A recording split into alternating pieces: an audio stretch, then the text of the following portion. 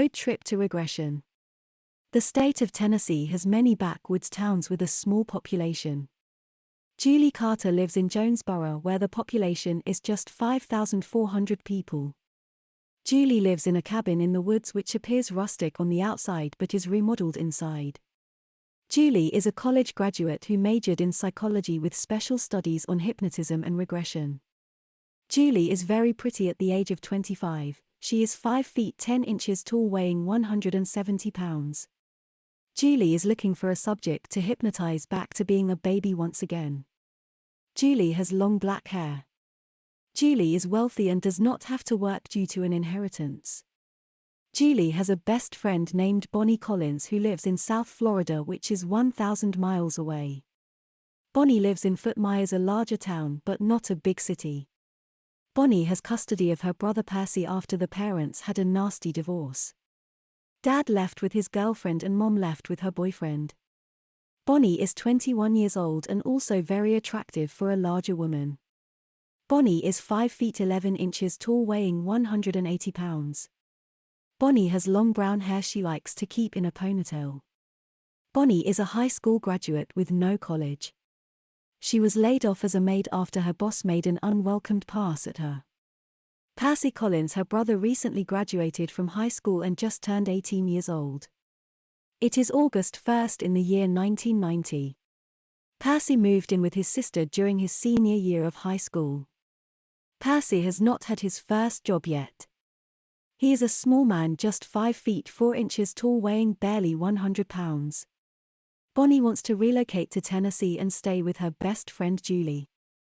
Bonnie has a blue Ford Taurus, which is a 4-door sedan like new. Her brother Percy has long blonde hair and is feminine like a girl. He was often teased about this in high school. Bonnie keeps her old clothing in boxes rather than give it away. A letter is received from her best friend Julie, who wants Bonnie to make the road trip and live in Tennessee with her. Letter: Dear Julie, I would love to have you come and live with me in Jonesboro, Tennessee, and stay in my large cabin in the woods. Please bring your brother Percy, he is welcome to stay with me too. My college degree has made me an expert hypnotist and I loved studying regression. Since Percy is basically lazy and still unemployed, I have a wonderful idea. I am looking for a test subject to hypnotize and regress back to being a baby. Since Percy is feminine, he would make a great baby girl for both of us to take care of. I already made one of my bedrooms into a nursery. Percy can live in that room and the other bedroom is yours. I have a master bedroom with a private bathroom where I stay. To get things off to a good start, come up with a reason to diaper Percy for the road trip. That should be easy, just tell him you want to avoid making a lot of potty breaks along the way. You can use the restroom when you get gas and stop to eat. Please respond soon, I am looking forward to seeing you.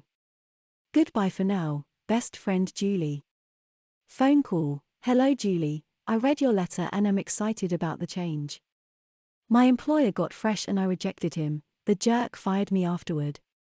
I don't have the rent, only some saving in my account. Come on up to Tennessee as soon as possible, Julie said. Send your belongings by a moving truck and use my credit card number to pay for this. That way you can keep most of your savings and just buy gas.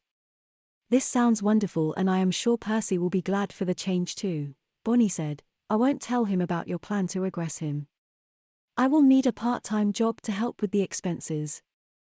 No problem, I have lots of money after my inheritance, Julie said. I can give you and your brother free rent.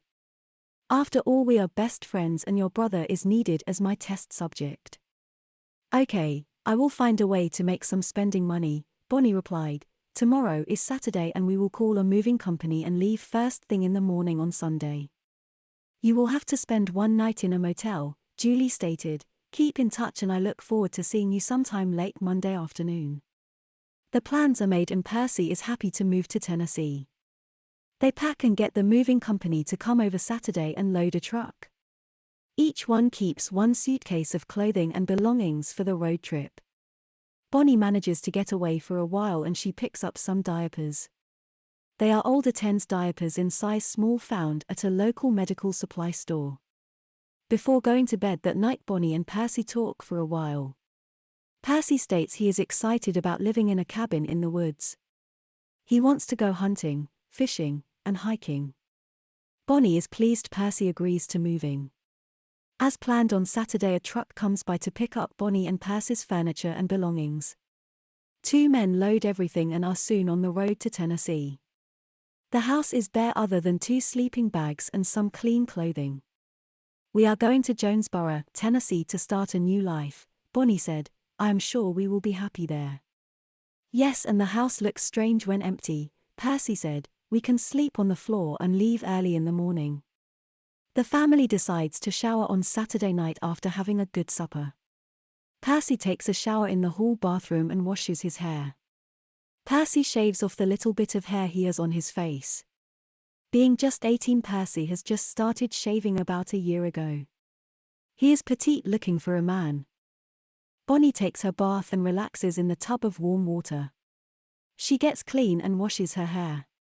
Bonnie is ready for the trip. She has sandwiches and sodas in the refrigerator.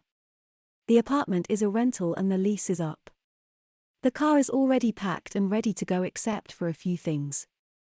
Bonnie has a diaper bag with 8 out of the 22 Attens diapers she bought. She has 2 pairs of plastic panties in the bag if needed in milky white. The rest is baby powder, diaper rash cream, and a pacifier. Bonnie is ready to put Percy in diapers in the morning. She hopes he is agreeable to this.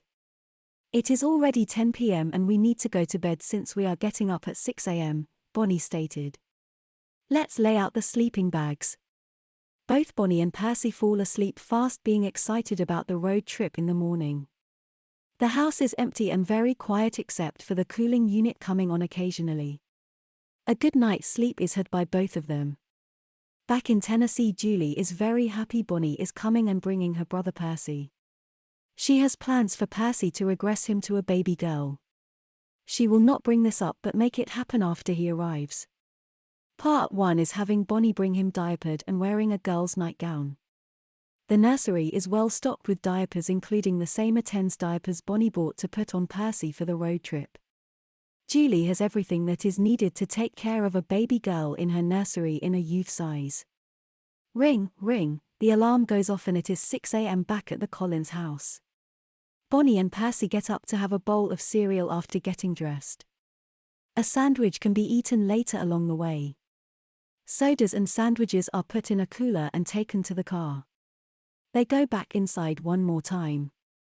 "Use the bathroom if you need to since we are leaving in 5 minutes, Bonnie said. "I just used the potty about 10 minutes ago." "I will pee one last time in the bathroom," Percy said. "I did once already." Bonnie takes a diaper mat out of the diaper bag and lays it on the living room carpet. She sets up the diaper rash cream and baby powder on the floor along with an old blue-green nylon nightgown. This will be a surprise for Percy when he comes back. The diapers are thick and absorbent. Percy has on shorts and a t-shirt when he returns. He sees Bonnie waiting for him with a diaper laid out on the diaper mat. "I hope you don't plan on putting that diaper on me," exclaimed Percy. "I am an adult, you know, and can hold it until we make stops." "You know as well as I do that you use the toilet more often than most boys," Bonnie said. "I think it is best if I diaper you for the road trip. You are in my custody and have been obedient, so don't stop now." "Okay, but this is embarrassing for someone my age," Percy stated. "I don't want to arrive at Julie's wearing a diaper." "No problem, we can take it off before getting to her house," Bonnie agreed. Reluctantly, Percy takes off his shorts and lays on the diaper mat. Bonnie takes his shirt off, which is a surprise. Bonnie takes his briefs off, which is real embarrassing for Percy being naked in front of his older sister. "Why did you take my shirt off?" Percy asked. "I need to have a shirt on." Bonnie starts by rubbing diaper rash cream to Percy's diaper area front and back. Percy is dusted with pleasant-smelling baby powder to help his skin stay dry. Bonnie pulls the diaper up between Percy's legs and tapes it on snugly. She starts at the bottom and fastens all 6 tapes. "Hey, this is a real diaper just like a baby wears," complained Percy. "I feel ridiculous wearing this." Percy is barefooted when he stands up in the diaper. Bonnie grabs the little girl's nightgown to slip over his head. Percy don't like this but lets her dress him. He is going on the trip barefoot, that way he is unlikely to walk off when they make a stop. Percy is looking like a diapered little girl.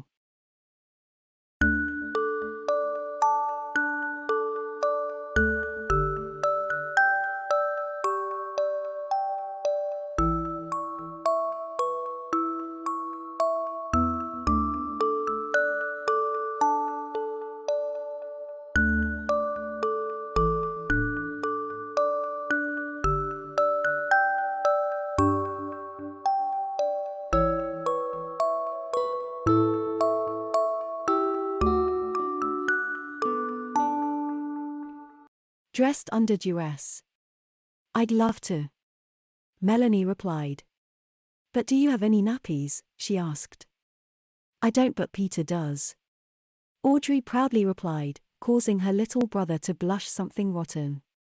Melanie's brother Paul dropped his jaw and stared at his friend as Audrey explained that he still wets the bed occasionally, and therefore has plenty of dream nights. With a photo of the boys kissing each other as leverage, they took little persuading. With their nappies on, they were given a nightie each, one with Tinkerbell on the front, the other with Barbie on it. And if that wasn't humiliating enough for the two 10-year-olds, they were not only put in the same bed, but in the same sleeping bag too, and when they woke, there was even more lovely photographs to blackmail the boys with. The girls had them over the proverbial barrel for years.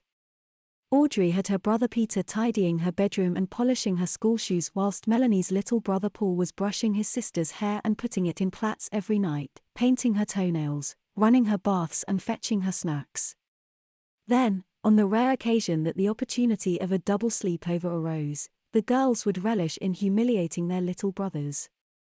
It'd always start with a slideshow on one of their smartphones. Oh look, do you remember the night you both wore party dresses? They'd say, showing the boys a blush-inducing photograph. And here's one of you kissing. They'd giggle as the boys went crimson. Then they'd show the boys the picture of them wearing nappies, and sleeping in the same sleeping bag, one from the day that Audrey and Melanie dressed Peter up.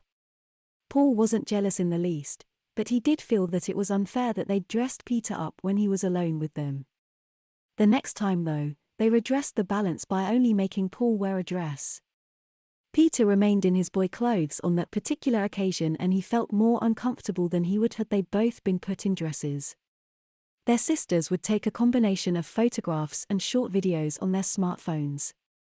Don't forget boys, you're only one click away from going public on YouTube or Facebook, they'd remind them. So you've got to be on your best girly behavior, we want to see smiles, not sulks. It's a tricky path to tread. If they pretend to enjoy it, the secret is safe. If they're sulky or stubborn or throw a strop, they risk exposure. They're stuck between a rock and a hard place and there's no getting out of it. Whenever Melanie insists on taking Paul to visit Audrey and Peter, there's a strong chance that their parents will be out and that means one thing, girl time, again. It wasn't always dresses. Sometimes they'd make the boys wear a pair of little girly shorts, sometimes with tights or leggings too. They were both put in Blackheart Justin Bieber t-shirts on one occasion, but worst of all was the day they were dressed in playsuits. Both had buttons up the back and the girls thought it would be funny to stitch them shut and make the boys wear them until they wet themselves. At least they both had a nappy on. The next time they were relieved to be put in dresses again, but that's not the same as being happy about it. They'd be forced to play with Barbie dolls, play Disney Princess Top Trumps, endure My Little Pony DVDs and make them apply lipstick and eyeshadow. They'd ask them questions such as what color knickers are you wearing? And when they gave a short timid reply, they'd encourage them to rephrase it, with more details. I'm wearing sky blue knickers with frilly white trim and a blue satin bow. Peter would humbly reply. Then they'd ask him why he's wearing sky blue knickers. To match my dress, he'd shyly state. Please don't, they'd plead, but their sisters didn't care. It was one humiliating task after another. Now hold hands boys, smile, show Paul what's in your handbag, oh, some lipstick. What a lovely color. Let Paul try it, no Peter, you apply it for him, are you going to snuggle up together tonight? No they hope. It's a rare yet all too familiar routine. Melanie, who's the most cutting and calculating of the two, would say things like, "You'll both have your nappies on so you won't be able to touch each other, and you do still wear nappies, don't you, Paul?" whilst knowing full well that he does. She's made sure of that by suggesting that Audrey does the occasional wee into a jar to pour onto her brother's mattress, thus making their mother believe that he's still an occasional bedwetter and ensuring the boys always have a nappy to wear. Even as a young teenager, Paul always has a pack of Drenites tucked discreetly beneath his bed. Tonight is the 10th or possibly the 12th time in almost 4 years that the boys have been subjected to their sister's cruel games. They've been friends since primary school and do all sorts of things together, and both of them know that what they're about to do is something that neither would do willingly. More photos are shown to the boys. Some from the first time, some from the next, some from the one after that or the one after that, and some from the last time when they were dressed up in their sister's school uniforms. They spent the evening sat at the table doing their homework whilst numerous photographs were taken of the two sissy schoolboys in their frilly white socks, little pleated skirts and white blouses. Then they had to sleep on Audrey's pull-out mattress in Audrey's old Barbie sleeping bag whilst Audrey and Mel shared her bed, that way the girls could ensure that the boys stayed together all night long. Nothing ever happened between the boys and their sisters, never made them touch each other, nothing more than holding hands, cuddling and occasionally kissing anyway. Peter had long since grown out of his bedwetting phase, so no big boys' nappies were available for them. Instead they wore frilly knickers and little nighties, each with a picture of a princess on the front. Audrey told the boys that tonight they'll be allowed to sleep in Peter's bed, adding that she'd already put her Barbie sleeping bag out for them to share. "You liked that last time, didn't you, boys?" No, they gulped and glanced at each other. "Oh, I think you did," she claimed, before asking if they're looking forward to sleeping together again tonight. "No," they spat. "Oh, I think you are," she coyly grinned. "Now, I trust you both did as you were told and shaved your legs." The boys gulp and glance at each other. "And you both went all the way up?" Again they gulp and exchange a glance. "Oh goody!" Melanie exclaimed. "Let's see, come on boys, pants off." "Everything off," Audrey stated. "I've got some lovely lingerie for you both, and this time, just for a change, I think it would be nice if you dressed each other." The boys, now aged 14, were mortified. They pleaded with their sisters not to make them do it, but they insisted, and with 4 years of photographs to use against them, the boys really didn't have a choice. Slowly, and reluctantly, they peeled off their clothes and were soon stood naked in front of their grinning and giggling sisters. "We should have made them shave their pubes off too," Audrey chirped before adding, "There's always a next time." "There certainly is," Melanie agreed before introducing the boys to their underwear. "I suppose neither of you have worn a suspender belt before?" The boys shook their heads. They've worn tights, frilly ankle socks, pelerine knee socks and even over-knee socks, but never proper stockings and suspenders. Audrey passed one to her brot. Paul fastened the suspender belt around Peter's waist before carefully pulling a sheer stocking up his leg and fastened it to the suspender straps. Once both stockings were on and attached, Paul held a pair of lacy panties into which Peter cautiously stepped, before having them pulled up to his hips. Slowly, the girls insisted. "You're supposed to be enjoying this, them up." Finally, Paul fastened a bra around Peter's chest before adjusting the shoulder straps whilst the girls co-ed, giggled and took the occasional picture. They told a blushing Peter that he looked beautiful, before suggesting that he maybe looked tarty. They jovially bickered for a few moments over whether he looked too tarty or not, before telling him that it's his turn to dress Paul. Having recently shaved every inch of hair from his legs, Paul's legs feel especially sensitive to the slightest touch. The girls giggled and took more photographs whilst Paul had his suspender belt fitted. They shot a video as Peter slowly pulled the sheer nylon stockings up Paul's hairless legs. Paul did all he could to not get aroused as Peter fiddled with the 4 suspender clips, 2 of which are a little too close to his nether regions for comfort. "Slowly, Peter," Audrey instructed as he pulled a pair of lacy panties up Paul's stockinged legs. Finally, his bra is fitted and both boys are clad in saucy lingerie. Paul is in a deep burgundy set and Peter wears midnight blue. Both wear thin black stockings and reluctantly stand together whilst their photograph is taken. "Come on boys, hold hands." Melanie grinned. Peter's hand nervously slipped into Paul's and Paul quickly snatched his hand away. "Come on Paul, play nice," Melanie told her brother. "You're a girl now and girls are always touchy-feely with each other," she saucily stated. "It's not gay if you're dressed as girls," she coyly claimed before suggesting they kiss. "No Mel, not this time," Paul stated. "Oh, I think you will," his sister retorted. "You know what'll happen if you don't." "Yeah, and once it's out that we're supposedly gay you won't have this hold on us anymore." "What are you doing, Paul?" Peter gasped. "This can't get out, it just can't." "It can only come out once. What would you prefer?" he asked, looking down at his own attire then at his friends. "They dress us up like this time after time?" "You love it," the girls claimed. "We don't like having to hold hands and kiss each other," Paul claimed. "We're not gay." "Yeah, we know," Audrey retorted. "But we've got photographs that suggest otherwise," she grinned. "It's so romantic," she adopted a whimsical tone.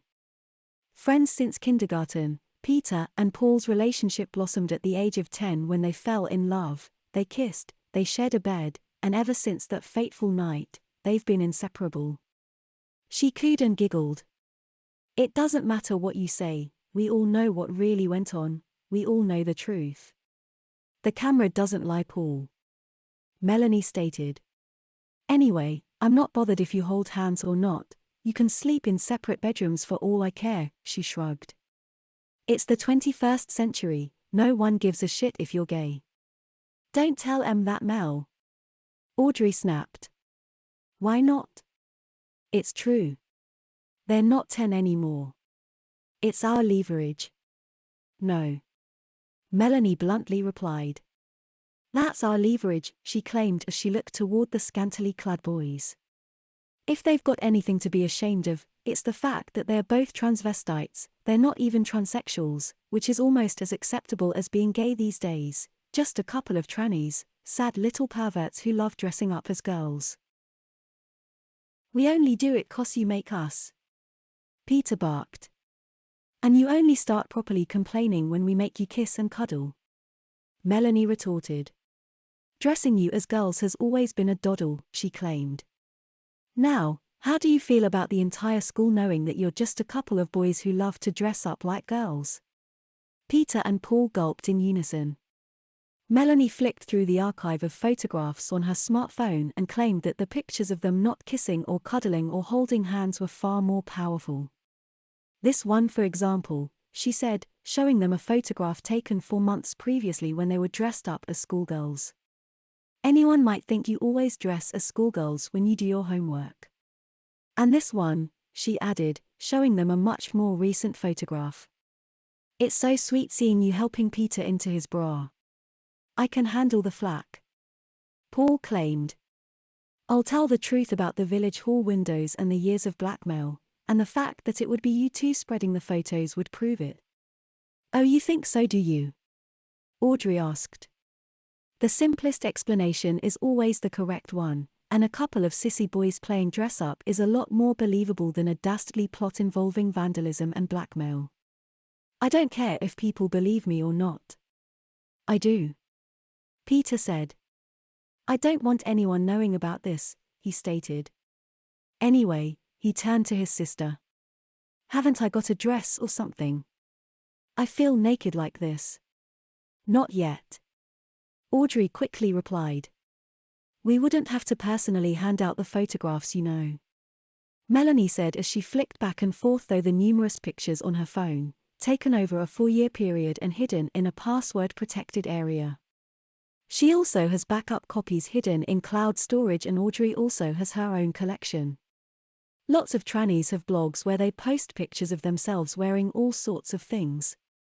"I could make one for you too," she suggested. "And it needn't be my blog," it could just as easily be yours. Again, the boys gulped in unison. You've been thinking about this, haven't you? Audrey exclaimed. Melanie smiled proudly and nodded. All these years they've been blackmailing them with the kissing and cuddling photos when the cross-dressing pictures carry far more weight. Audrey turned to her brother and said, I reckon Mum'd be quite encouraging if it did come out. What do you mean? Peter asked in a whiny tone. No, she wouldn't, he claimed after being told that as a lefty liberal type, their mother would be more likely to buy him a dress than berate him for wearing dresses. Meanwhile, Paul is racking his brains trying to work out where he stands. He'd come to the decision that being accused of being gay was no big deal and any flack from their families or classmates would soon die down. Now he's imagining how incendiary Melanie's blog could be, and it doesn't look good. So, what are you going to do? He glumly asked. I dunno. Melanie shrugged. What are you going to do? I'm not going to do any more kissing and cuddling stuff. Me neither. Peter added.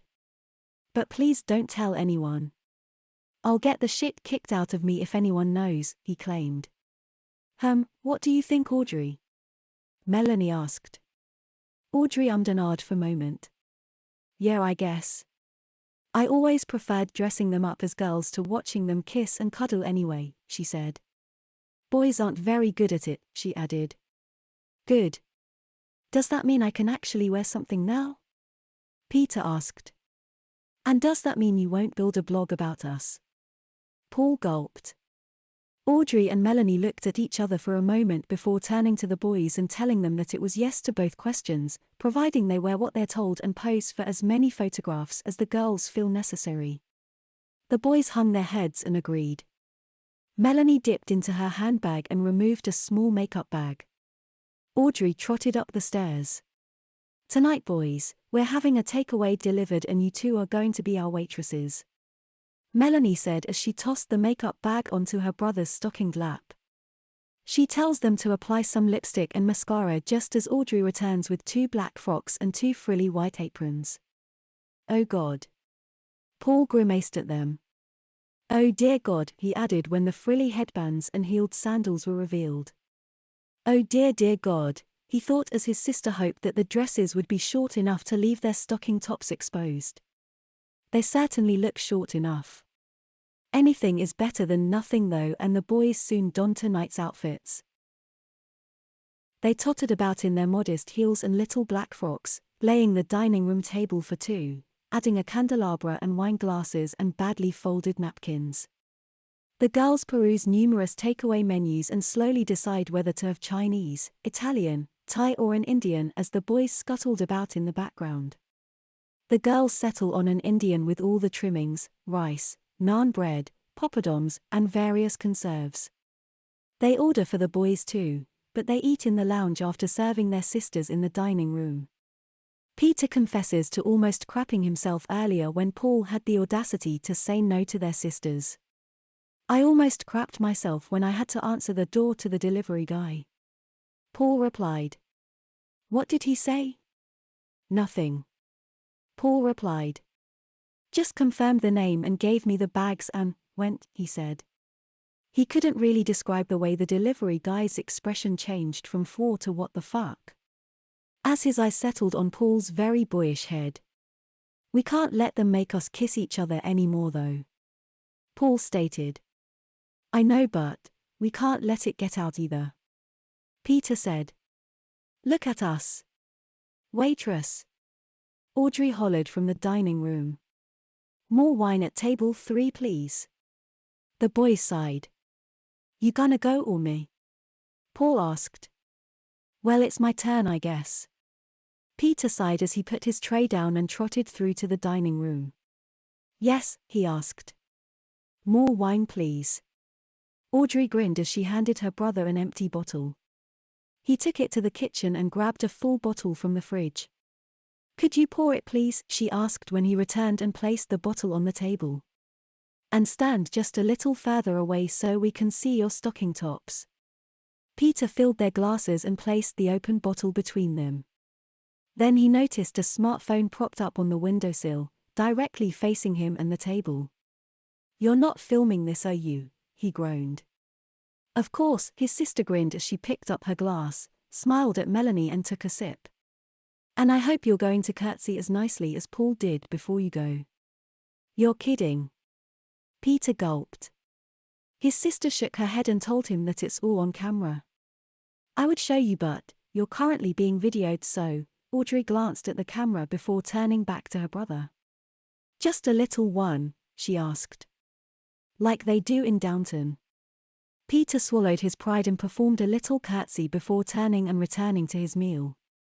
He scooped his dress and sat, telling Paul that they're filming them when they wait their table. "No shit, Sherlock." Paul grumbled. "They probably filmed us dressing each other." "You reckon?" Paul naively asked. Peter just gave him a look before shoveling another forkful of biryani and pilau rice into his mouth. "What if it did come out?" Paul eventually asked. "We'd just have to tell the truth." Paul shrugged. "No one gives a shit about the village hall windows anymore, and we were only 10, we were blackmailed into this and they'd be in more trouble than us. It's not my mum and dad that bothers me." Peter replied. "It's everyone else," he said, before suggesting that the best-case scenario if it did come out would be to pretend to be trans, you know, a transsexual, he explained. "That's a terrible idea. They'd put us on beta blockers and give us female hormones and we'd grow tits an. Better than people thinking we're just trannies," Paul claimed. Peter disagreed and they left it at that. Not too long later, their sisters summoned their waitresses and asked them to clear their plates before serving dessert. Once their sisters had finished their posh meal and vacated the dining room, the boys began clearing up and washing the dishes. "Oh Mel," Paul whined when he noticed his sister videoing them. "Haven't you got enough footage?" "There's never enough, little bro. Anyway, we haven't got any domestic images to put on your blog," Melanie said, emphasizing your. "You said you wasn't going to do that." "Well, I suppose it's only fair to rephrase myself and say that I've not put it live yet." "You bitch. Now, calm down," she smugly retorted before assuring him that it won't go live, so long as they continue to pay along. Paul snarled and questioned exactly what her assurance is actually worth. "Well, I've kept my word for the last 4 years, so far as I'm aware. Only 4 people know about this," Melanie informed him. "If you don't trust me, then try me," she smugly suggested. Now was as good a time as any for Paul to wind his neck in. Melanie returned to the lounge and the boys finished cleaning the kitchen and dining room. The girls were sat on the sofa watching The Princess Diaries. The boys would have rather done anything but sit through such a lame movie, but their sisters insisted they stay and watch, if only to take turns topping up their glasses when required. The film ended and the boys groaned when one of them was instructed to put the DVD of the sequel in the player. "Do we have to watch this one too?" Peter whined. "Yes," Melanie replied. "You'll like this one. It's got a couple of maids in it." Audrey fell asleep on Melanie halfway through the second movie. The boys yawned, but not through tiredness, only boredom. Melanie eventually let them go before asking Peter what time his parents were due back. "Tea time, I think," he replied, before asking if he and Paul had to share the bed or not. "Only if you want to," she replied. The boys sneered at her as they made their exit. Melanie appended the second bottle of wine into her glass, before trying to wake Audrey. Since Peter could have his bed to himself on this occasion, Paul was directed to the spare bedroom with the bunk beds.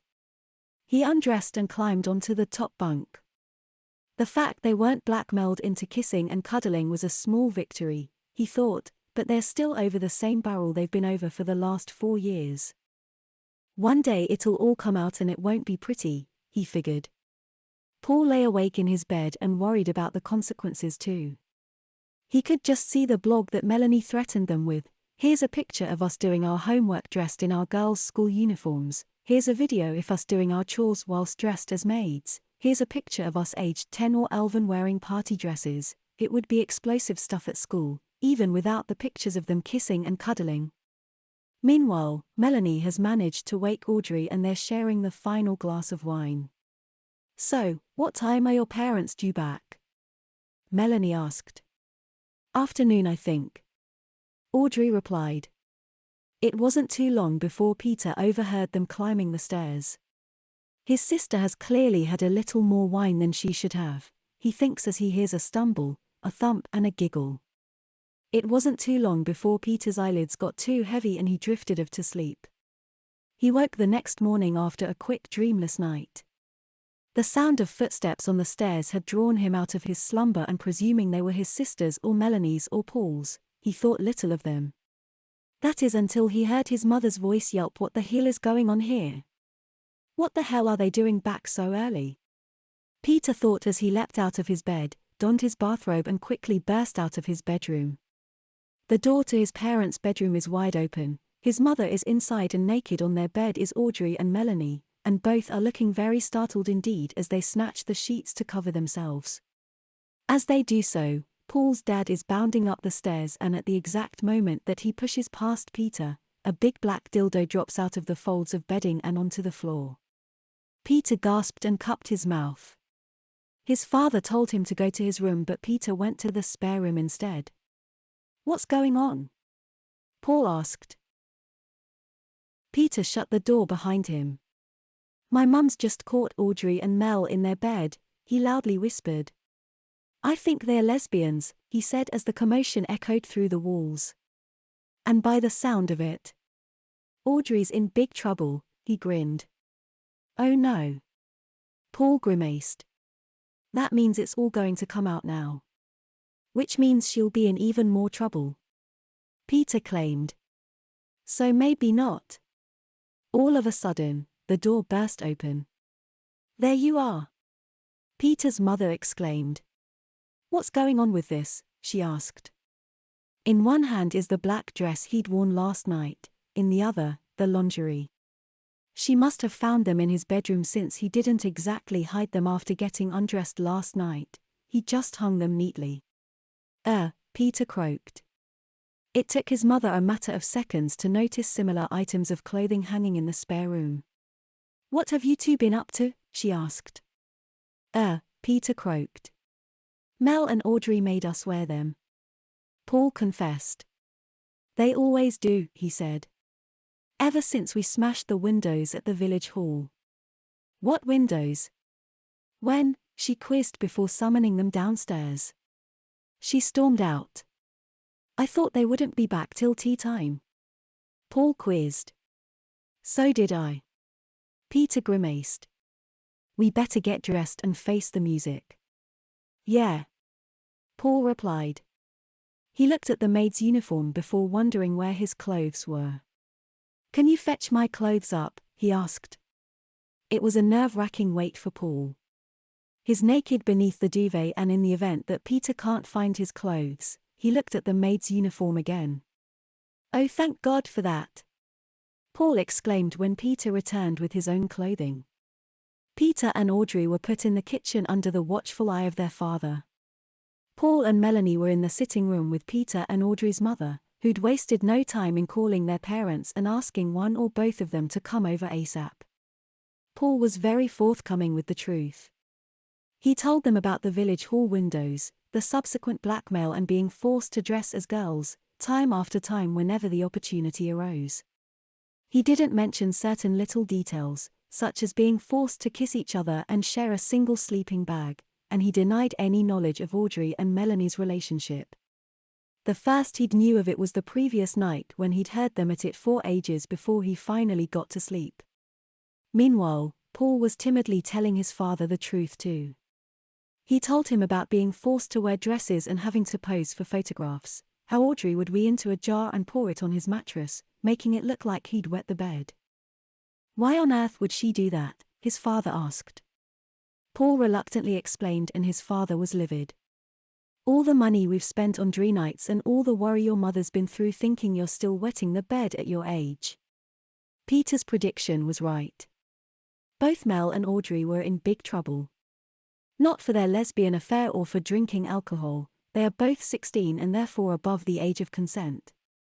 But they are in trouble for getting drunk whilst in charge of children, for sleeping in Audrey's parents' bed, and for the years of blackmail and abuse they've subjected their younger brothers to. The grown-ups decide that boys have suffered enough for their childish recklessness. Peter and Paul felt well and truly off the hook, but there's still a deep sense of shame surrounding the revelations. There's also God knows how many photographs of them dressed as little girls, schoolgirls, French maids, and more. They've both been assured that all the photographs have been deleted, but neither truly believes either of their sisters. One day, maybe next month or even in a year or two, the photos could come out in one final act of spite. All they can do is hope that that never happens.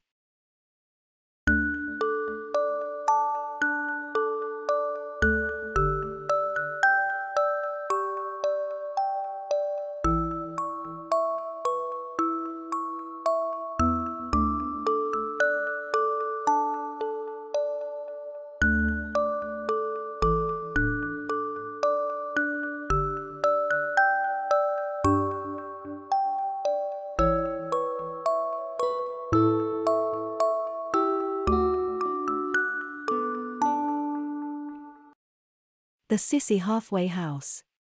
Lawrence has recently been taken out of foster care and has been residing in a residential housing scheme for the last 5 months. It's a kind of halfway house which helps youngsters make the transition between foster care and living by their own means. The halfway house provides a stable and secure living environment and helps its residents to find work or a suitable college course, and assists in finding permanent accommodation outside of the welfare system. Lawrence's current halfway house is called Elm Tree House and is more geared towards residents with mental health and disability issues, but it was the only one in the area which had an available place, so that's where Lawrence ended up. It's not a bad place by any means, and like most of these types of residential housing schemes, the aim is to get their residents to eventually move out and learn to live an independent life. Having only attained 5 GCSEs in high school, Lawrence is struggling to find a job and has no real interest in further education. There's plenty of advice and support for people like Lawrence, both within the halfway house and from outside agencies. One regular visitor is a lady called Gwen, who's an agency liaison officer, which basically means she's the go-between for a number of housing schemes and social welfare agencies. Lawrence has had several meetings with Gwen and those she liaises with. He missed one opportunity of getting into a new halfway house that better suited his needs because they were looking for someone with a bit more vibrancy and energy, whatever that means.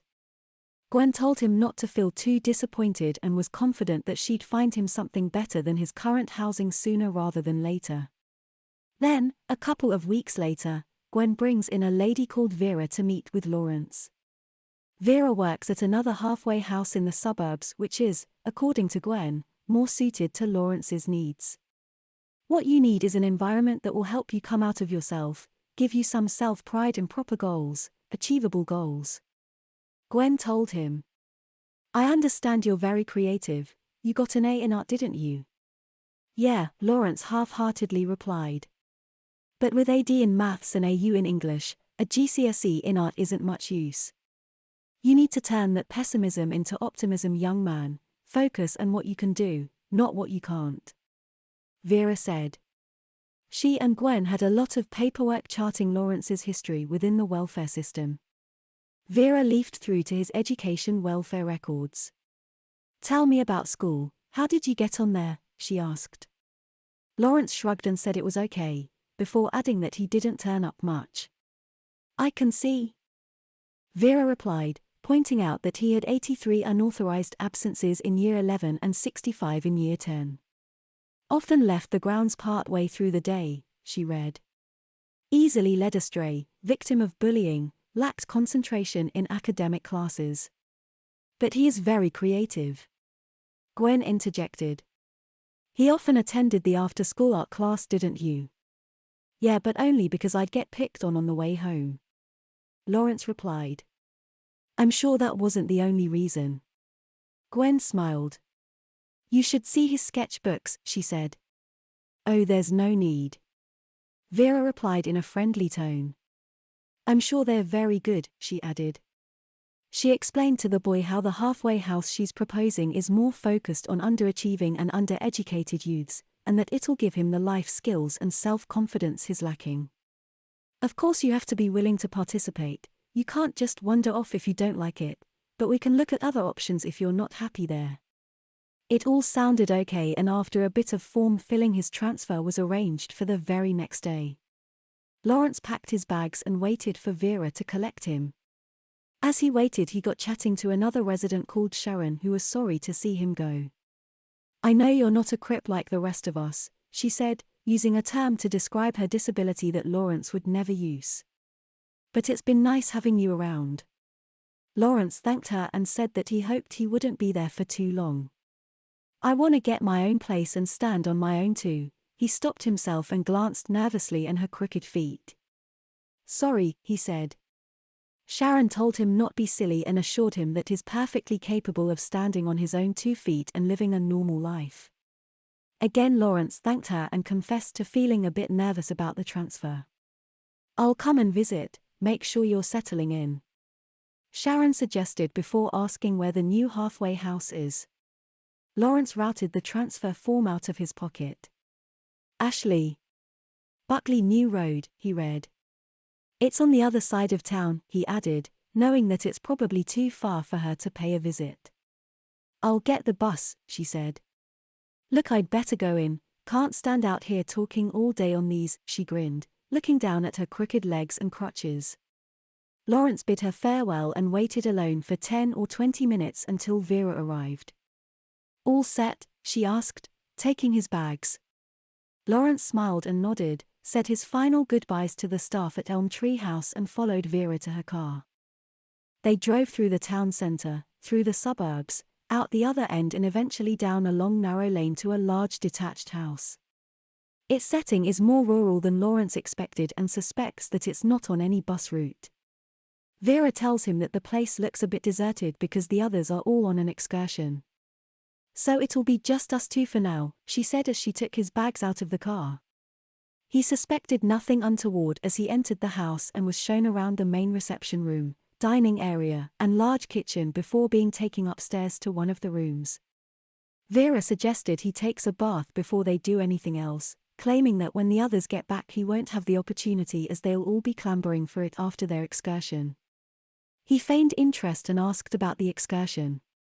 "Oh, just an excursion," Vera said as she turned on the bath taps and poured what seemed to be half a box of bath salts into the tub. "It's good to get out and about," she smiled. Lawrence sensed that she was being deliberately vague, but still suspected nothing suspicious about Vera or the place she'd brought him to.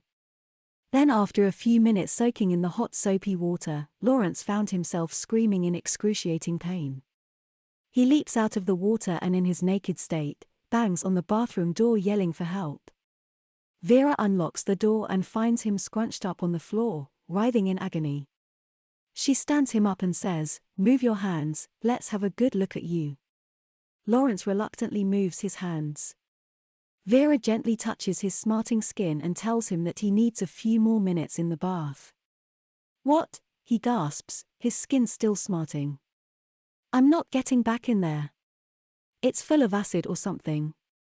"Nonsense," Vera states before single-handedly putting him back into the bath and holding him there. "Just relax," she says as he yelps and writhes in the water. "It's perfectly harmless, even if it does sting a little." In strained tones, he asks her what she's doing as the solution engulfs him from the neck down.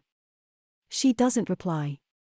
She simply holds him in the water and holds his gaze before dragging him out after a couple of excruciating minutes.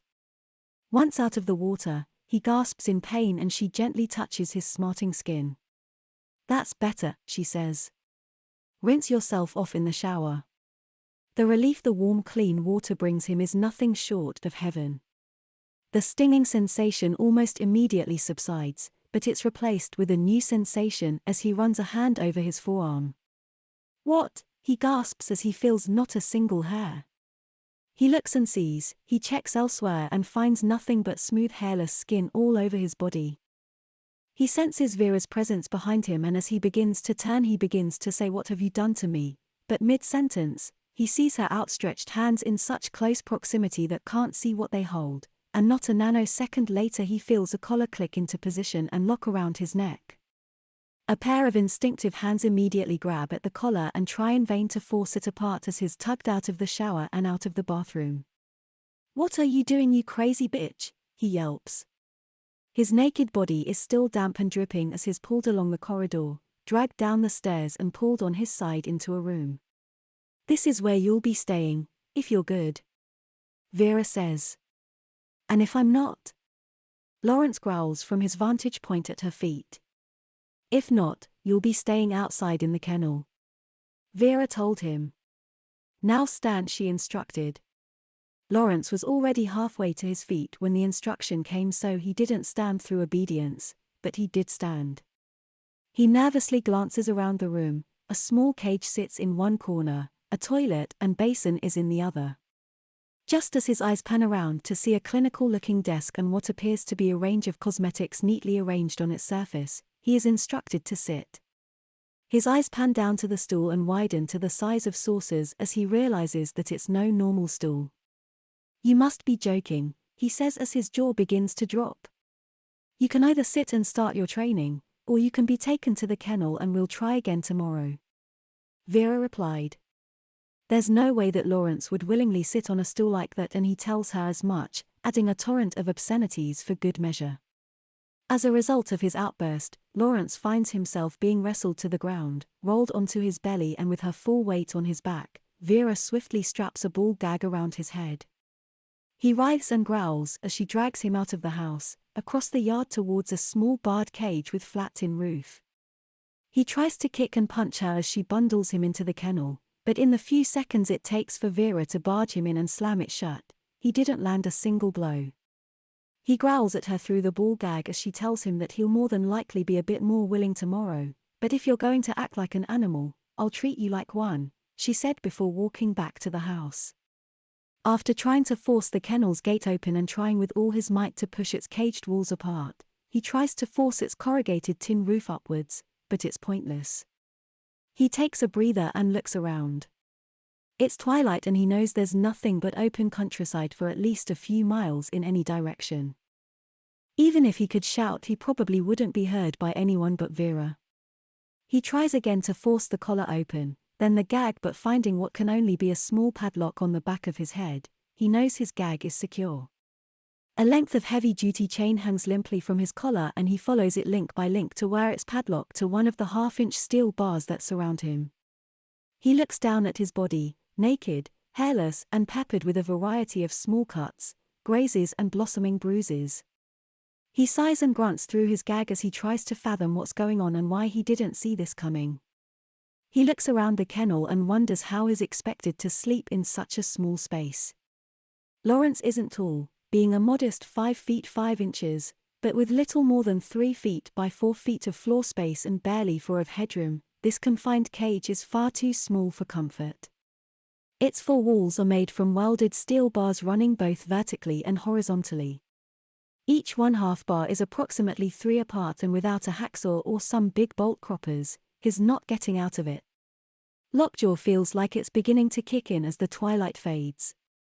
He's soon plunged into darkness. The only light he sees is coming from what he believed was a bona fide halfway house across the gravel-covered yard. The wind picks up and he shudders. With no solid walls, no clothes, nor a blanket, he's completely exposed save for the tin roof above his head. He huddles himself up, wrapping his arms around his shins and clutching his knees close to his chin. As the temperature continues to drop, he fears that he might not survive the night. He's woken shortly before dawn by a crescendo of birdsong.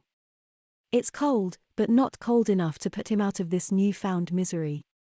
He rubs his jaw, which has been held open for God knows how many hours, before trying and failing to find a weakness in the 4 caged walls and corrugated tin roof of his abode.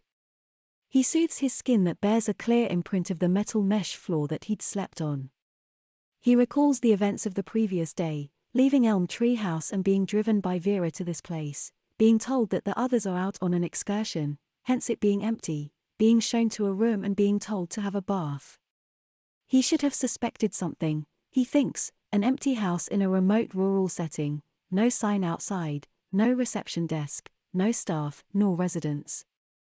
In hindsight, he now realizes that the clues are there as he looks towards the house, but hindsight, as always, comes far too late. I bet there's no others either, he tells himself. Just me and that crazy bitch.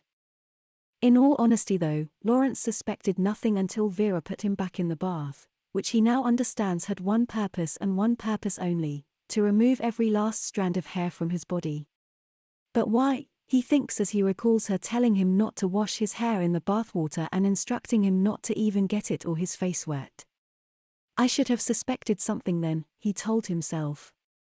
But what? Dawn turns to daylight, and after a few hours, his head turns to the sound of Vera's feet crunching across the gravel. Lawrence growls defiantly when she asks him if he slept well, then begins to yelp in horror as she sprays him and his kennel with a powerful cold hose. He had no choice but to excrete in the corner, and it was that Vera sprayed before turning the hose on him. She leaves him alone, telling him that she'll be back after lunch. The sun rises high in the sky as the hours slowly tick by. Vera does return. She places a plastic dog bowl on the gravel outside the kennel before unlocking the door and letting it swing open. Without saying a word, she walks back to the house as Lawrence timidly crawls out of the cage. The first thing he tries to do is straighten his back and legs, and with a little effort, he eventually manages to stand. He may be free from the confines of the kennel, but is not free from the collar, which is firmly attached to the kennel, and in turn, the kennel is firmly attached to the ground. This ain't no dog kennel, he thinks as he tries to budge it and realizes that it's simply far too sturdy. His eyes turn to the bowl on the gravel.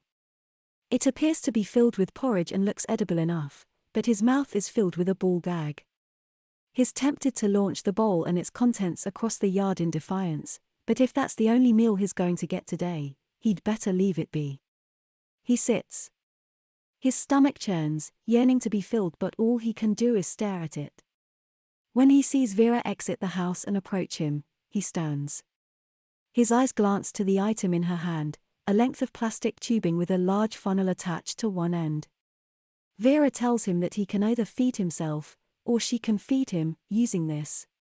It won't be pleasant, but it will mean you'll eat, she says. She raises a hand to his ball gag, removes the ball and thus turns it into a ring gag. She explains that the tube will go down his throat and the food will be forced down the funnel, before giving him the option of feeding himself. Desperate to have the ball gag removed, he nods, and she produces a small syringe. Vera tells him that he's made the right decision, but before your gag comes off, you need some of this, she says, holding the syringe aloft. Lawrence gulps and is fully aware that he's absolutely no idea what the injection is as he nods to accept it. Now stay very still, and if you lash out, you'll go back in your kennel and we'll try again tomorrow, she says. Do you understand? Lawrence nods once more before raising his chin and allowing her to plunge the syringe into his neck, not once, but twice, on either side of his windpipe. Vera tells him to turn and he turns.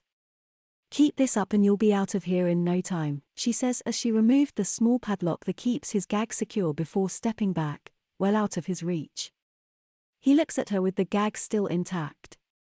She tells him he can do the rest himself and he frantically fiddles with the straps and buckles before finally unfastening them and pulling it off. Just as it took a few moments for him to straighten his back, it takes a little while for his muscles to work properly and enable him to close his jaw. As it begins to move, he tries to say "you bitch," or something similar, but nothing comes out. He tries to cough and clear his throat, but nothing. He speaks, but all he hears is the almost silent sound of his breath being expelled. "What have you done?" he mouths. His fingers slip beneath the hefty metal collar and come to rest on his windpipe. He fixes his eyes on Vera's, moves his lips and silently says, "I can't speak." "Eat." Vera replies before turning and leaving. He shovels the porridge into his mouth using his hands, desperate to fill his stomach. It's a meager portion and he puts his dignity aside before licking the bowl clean, then tossing it towards the house. Naked. Ashamed. Chained. He sits himself down, leans up against the kennel and waits. The lack of body hair is entirely apparent as the wind caresses his body, but that's the least of his worries. He stands and tries to spy a road, a path, a car or a person, but in this desolate place, there's nothing and no one except Vera. He sits and waits. Vera appears after a while and he stands, ready to defend himself if need be. She says nothing as she approaches and he silently speaks at her. "Let me go." "What are you doing? Why are you doing this? What is this place?" These are all the things he tries and fails to say as she picks up the empty dog bowl and returns it to the house. Frustrated, he tries to clear his throat and make even the slightest sound, but he can't. What's the point, he thinks. Even if I could shout, there's no one but Vera to hear me. He slumps against the kennel and tries to think of a plan, but all he can really think about is how he could have avoided this. He recalled the meetings with Vera and how she suggested a more suitable halfway house. She gave him options, advice, choices, pamphlets, seemingly everything but the slightest hint that she might be planning something sinister. It all seemed so above board and he racked his brain for the slightest thing that might have given her away, or that he could have done different, chose a different halfway house for instance, but he figures no matter which he opted for, he'd have ended up here. I could have just stayed at Elm Tree House, he said to himself. It wasn't a bad place, he thought. As the sun begins to set, Vera returns and asks him if he's ready to try again. He gulps and nods. If she takes him into the house, then she'll have to release the chain, and that's when he can try to overpower her and make a run for it. It was a good idea. Possibly futile as she's already easily overpowered him. But it's not one he'll get to try as she doesn't release him. She returns to the house and comes back carrying the stool. "Sit," she says as she places it on the gravel. Lawrence looks at the stool and the look on her face. She's not joking. She really does expect him to willingly sit on a stool with a sizable but plug firmly attached to the center of its seat, but he can't. He won't. He kicks the stool towards her and ignores the pain it causes. He sneers at her. She raises an eyebrow, picks up the stool, tells him to get in his kennel before taking the stool indoors. She returns a moment later. Lawrence stands proud and defiant, but has never been so scared in all his life. His naked hairless body is spattered in grazes and bruises from being dragged down the stairs and across the gravel. "Get in your kennel," Vera says for the second time, only this time she's wielding what looks suspiciously like a cattle prod. Lawrence gulps as she activates it. He wastes no time bundling his slight frame through the small entrance. He silently screams as she prods it on his thigh, forcing him to the back of the small cage. She slams the door shut and locks it. "Forecast for rain tonight," she tells him in a trivial tone of voice. "Fuck you," he tried to yell as she turned her back and walked away. He cursed himself as tears began to stream down his cheeks. He cries himself to sleep as the twilight envelops his drafty abode. The clanging of the rain on the low tin roof wakes him abruptly. He huddles himself up, shivering as the driving rain cascades noisily around him. The rain keeps him awake all night but ebbs soon after sunrise.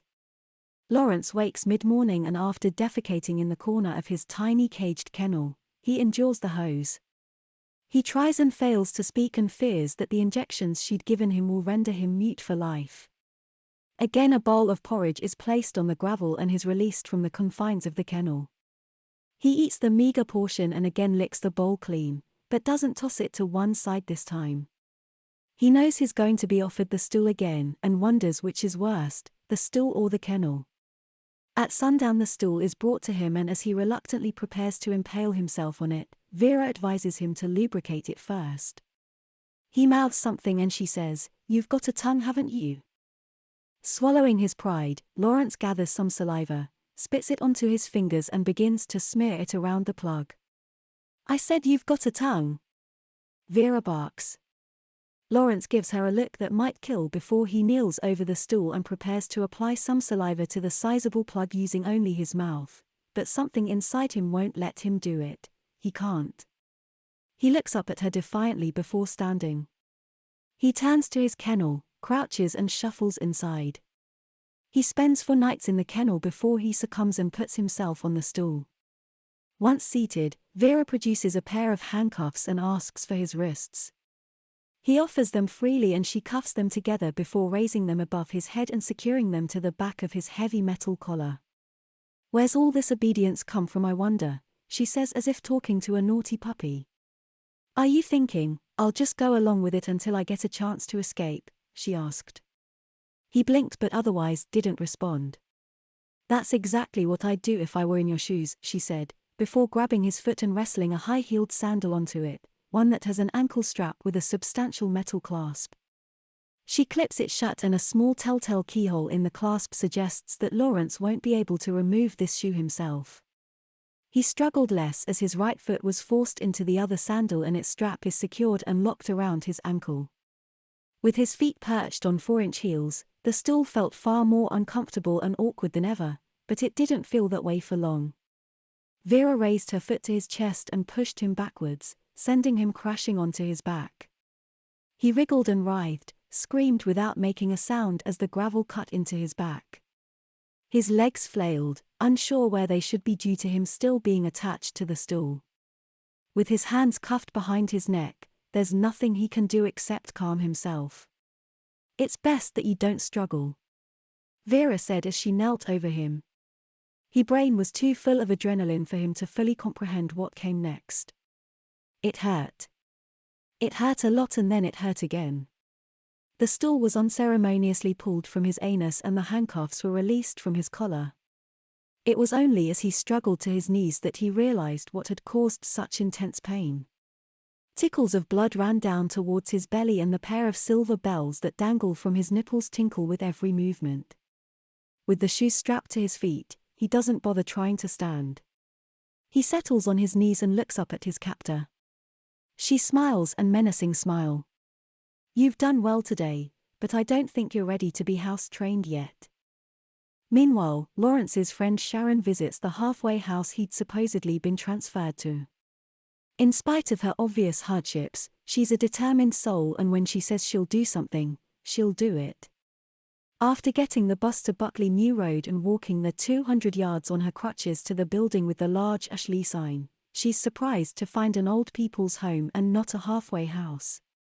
Regardless, she goes in and checks with the Ashley staff, asking if they've got a young lad called Lawrence with them and if there's a halfway house also called Ashley nearby.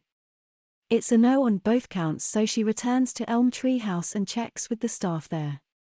She tells them that Lawrence told her where he was going to and that she'd seen it written on his transfer form Ashley on Buckley New Road, she says. "But I've just been there and it's an old people's home, and they wouldn't have transferred him to an old people's home," she exclaims. Something fishy's going on, she suspects. The staff agree that he wouldn't have been sent to an old people's home, not for another 50 years anyway, they jovially add before suggesting that maybe she or Lawrence are in error.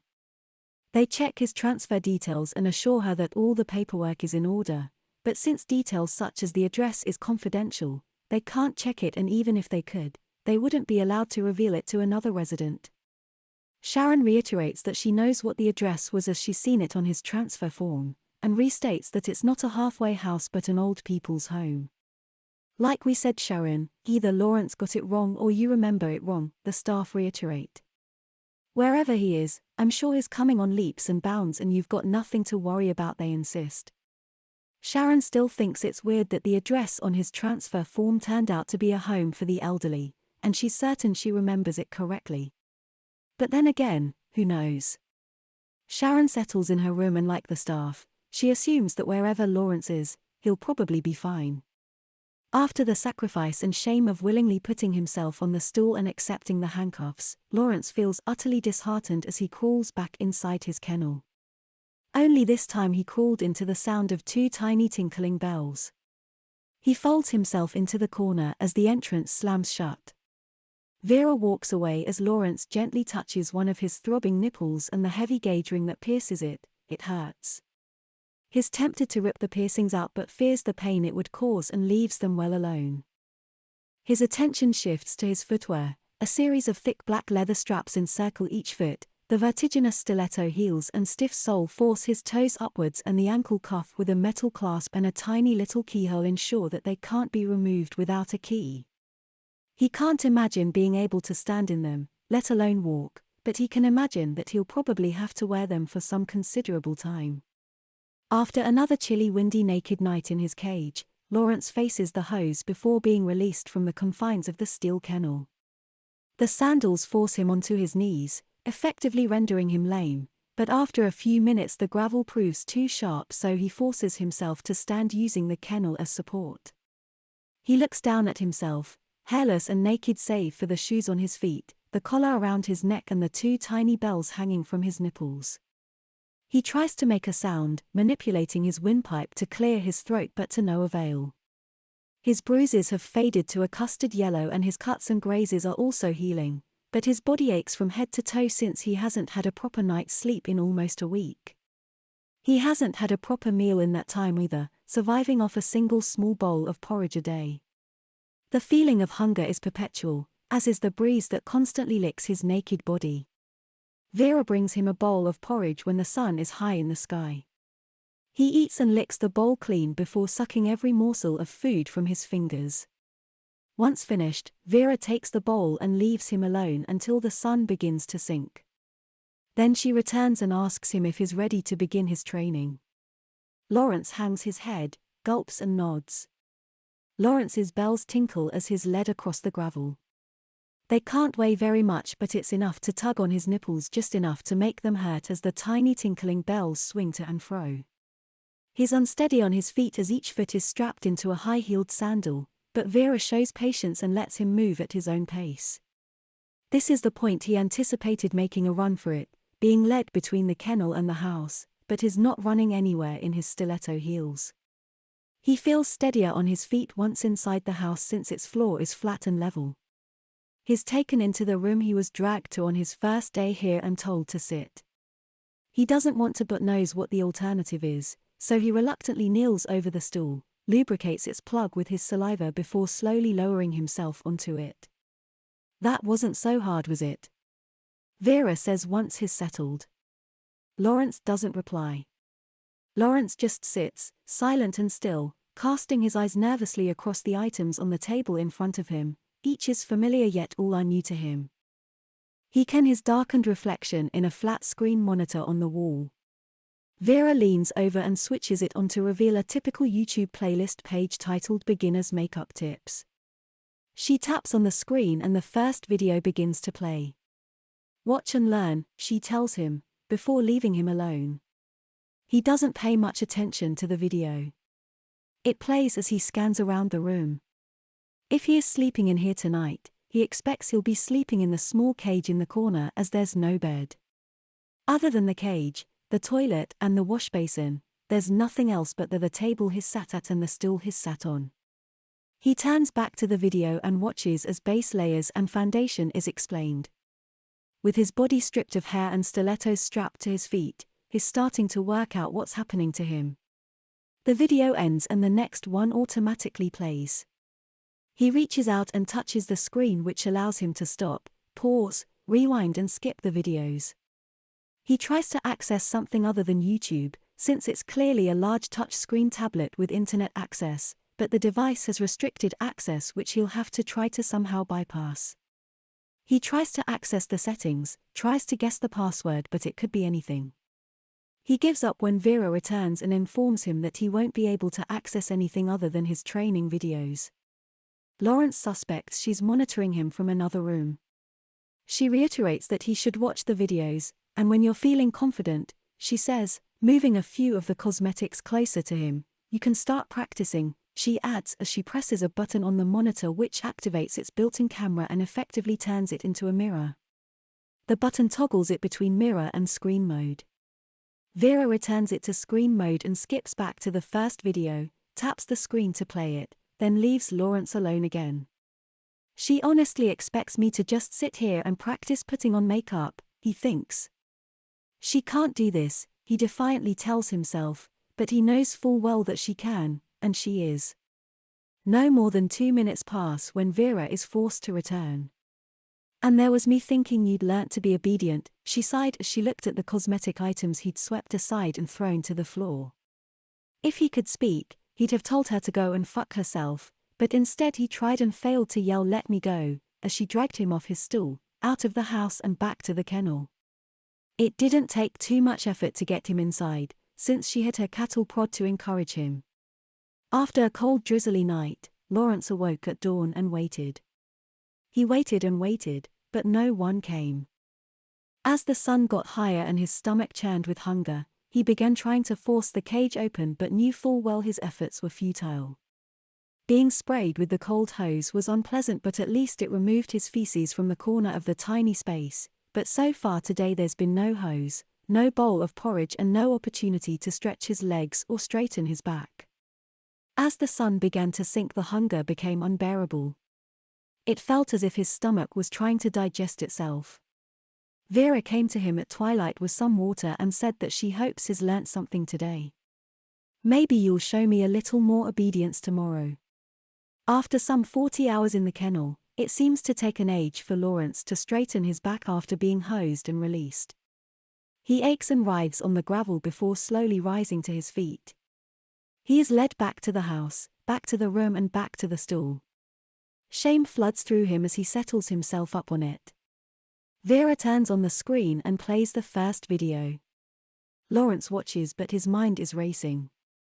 He knows he's got to get out of here, the only question is how. The second video begins to play, which is a beginner's guide to eyeliner.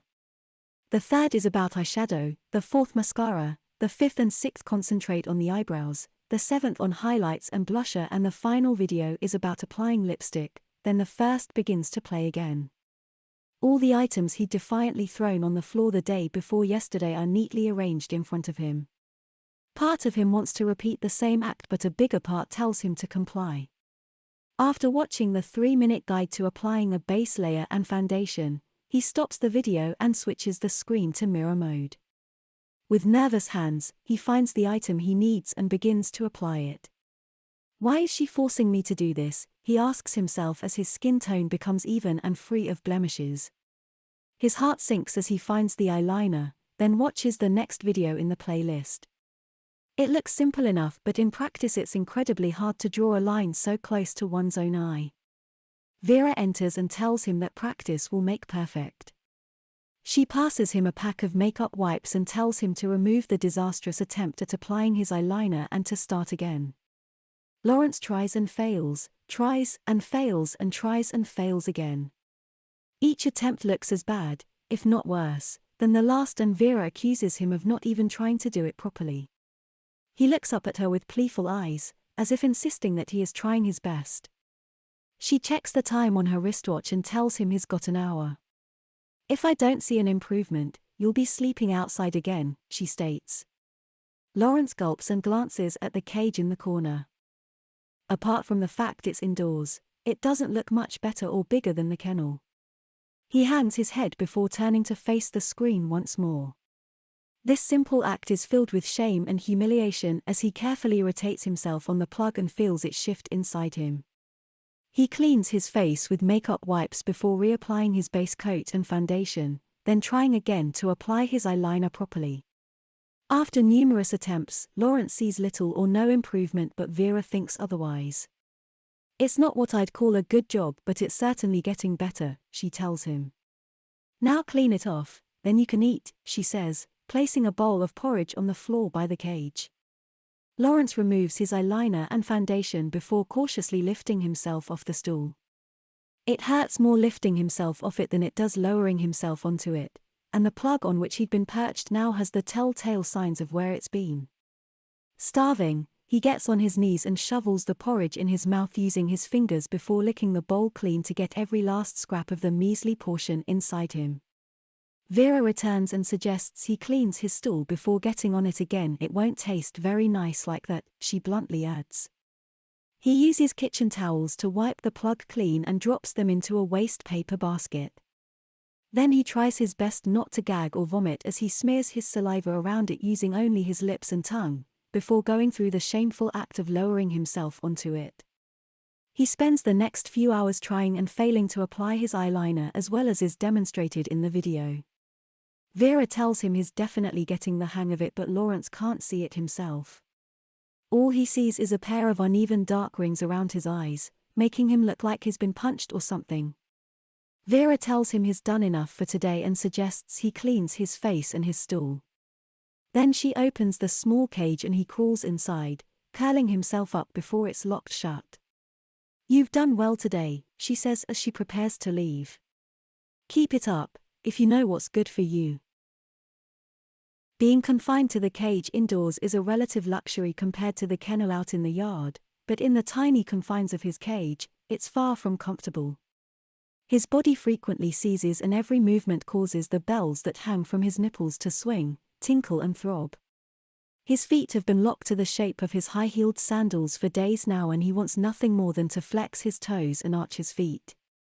He awakes after the best night's sleep he's had since he arrived, but it was still a very long way from a good night's sleep. Vera releases him from the cage and he enjoys the luxury of defecating in a proper toilet rather than in the corner of his cage.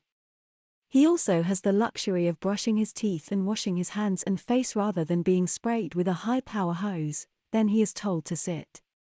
"I hope you cleaned it properly." Vera grins as he kneels over the stool and prepares to lubricate it. He conjures enough saliva to allow it to go in easily and retches as he begins to apply it using only his mouth, lips and tongue. Then he stands and carefully lowers himself down. The worst part is when it's going in, but once he's settled he can almost forget about it, almost. The presence of the plug in his anus makes him constantly feel like he's about to shit, doubly so whenever he moves. He spends the morning in front of the screen practicing applying his eyeliner. Vera regularly checks his progress, which means he has to carefully turn to face her, then turn back to face the screen without raising himself off the stool. "I'll never get the hang of this," he curses as once again he flinches and blinks and makes a mess of his makeup. "It'd be easier if I didn't have these on," he presumes as one hand always follows the other due to the pair of cuffs that link his wrists together. The task is now proving more frustrating than humiliating, and he hasn't even tried applying the eyeshadow or mascara yet. Lawrence spends 3 long days trying to get the knack of doing a single narrow line on each of his 4 eyelids. He does notice an improvement and Vera suggests he moves on to the eyeshadow tutorial. Whilst far easier than the eyeliner, he still manages to fuck it up, which means removing it and starting all over again with foundation and eyeliner first. He is permitted to take a break once every hour or two, which means lifting himself off his stool, stretching his legs and walking around his room for a while. Even after so many days, he's still very shaky on his feet, which have been strapped inside his shoes for a good week, but he is becoming accustomed to them. Just as he's becoming accustomed to being naked, hairless and handcuffed.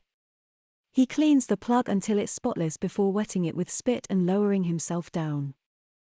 This is something he'll never get used to, but once settled, he begins applying his makeup again with foundation, eyeliner and eyeshadow.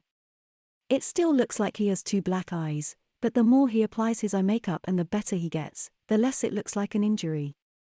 After progressing onto mascara and learning to get it right, the next lesson is grooming, or preening as Vera calls it. The video tutorial demonstrates how to pluck and shape one's eyebrows, and just as the previous tutorials had, the video made it look far easier than it is.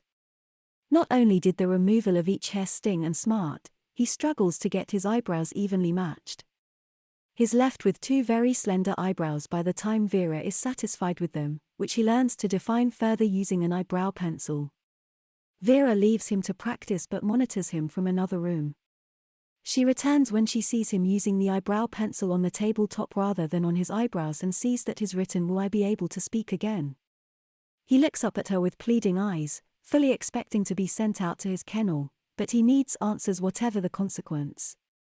He tries to clear his throat, tries to make a sound other than a grunt or squeak, but he can't. Vera doesn't say anything at first.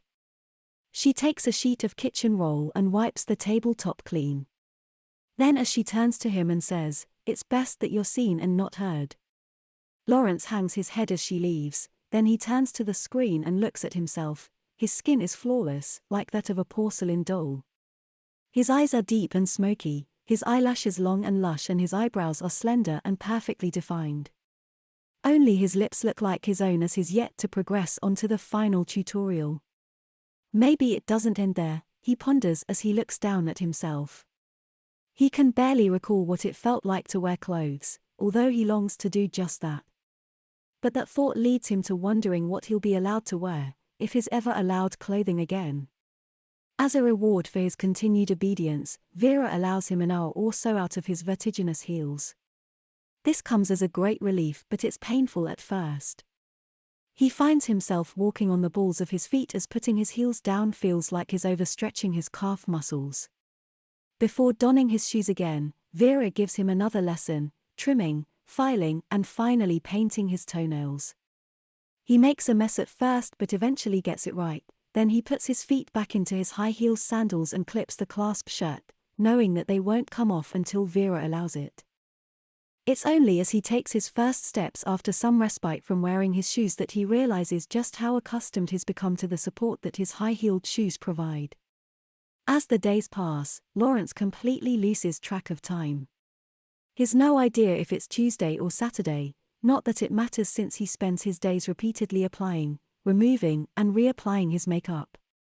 When he arrived, his hair was already too long and highly unkempt, but with a proper wash and condition, and a bit of a trim, it's starting to meet with Vera's approval. "It's such a lovely shade of brown," she says as she instructs him how he should brush it. But that didn't stop her from deciding that he should go blonde.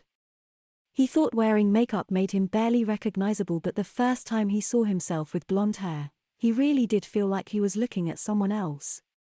However, just as Lawrence had got used to seeing himself wearing makeup more often than not, he soon got used to being blonde and struggled to recall how he looked as a brunette. Then he cursed himself for thinking about himself using feminine terms such as brunette and spent a moment reminding himself who he is and what he is. Lawrence faces his feminized reflection and tells himself that what he sees is nothing more than a cosmetic mask that can be easily removed. "When I get out of here," he begins to think before fantasizing of returning to a normal life, sleeping in a bed instead of a cage, sitting on a chair that doesn't fill his anus, enjoying the cozy comfort that clothes provide, not having to paint his face over and over again, not having a metal collar and chain hanging around his neck. Lawrence anticipates that one day things will be normal again, but whether that day will come sooner or later, he has no idea. In the meantime, he knows that has little choice but to conform to Vera's demands, otherwise he risks a cold and lonely death in that kennel outside. He does feel a little guilty for trying so hard to get his makeup to meet with Vera's approval, and he'd be ashamed to admit it, but he did feel a little twinge of pride when Vera described it as flawless.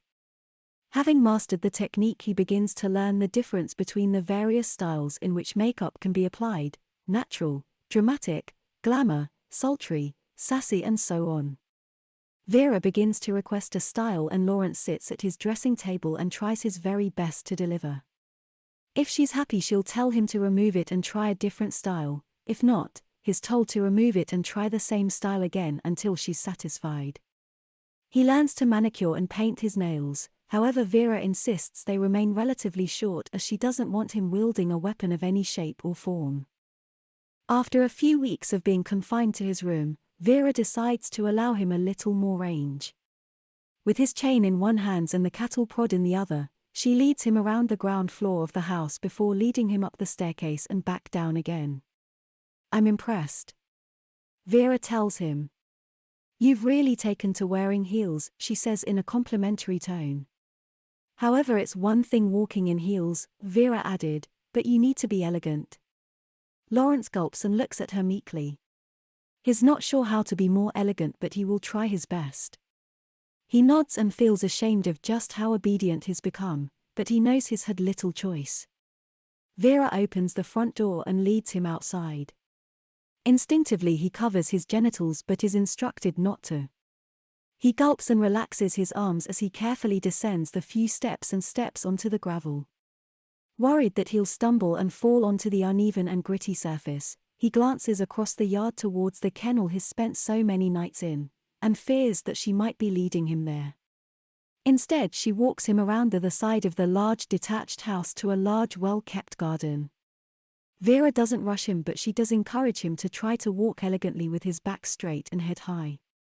Fearful of displeasing her, Lawrence does his best to comply to Vera's wishes. When Lawrence was confined to the kennel, he'd become hardened to the elements, but after a few weeks indoors he's softened somewhat. Vera leads him along a winding garden path, and his naked and hairless body is soon peppered with goose pimples, causing him to huddle his arms around himself when the wind picks up. "You're not cold, are you?" Vera asks him. Unable to verbally respond, Lawrence replies with a simple nod. "Maybe you need a night in your kennel to harden you up," she suggests, causing Lawrence to stop and abruptly shake his head as he mouths the word no. Vera says nothing. She continues walking, and he has no choice but to follow. Maybe his silent response was a little too abrupt, as instead of leading him back inside when they reach the front of the house, she leads him across the gravel towards the dreaded kennel. Instinct kicks in, and Lawrence grabs his collar and chain and tries to pull himself free. Vera turns, and with a look of determination on her face, she launches the cattle prod at him and sends him crashing to the ground. He knows he's not a big guy, but he's not that little either. He can barely believe how she so easily drags him and bundles his flailing body into the kennel before slamming it shut. "It was going to be one night for saying no to me," Vera says as Lawrence snarls at her through the bars. "But after that little outburst, let's make it 3. Lawrence silently curses his captor as she leaves him outside in the kennel where he began. Then he cursed himself, but struggled to fathom why.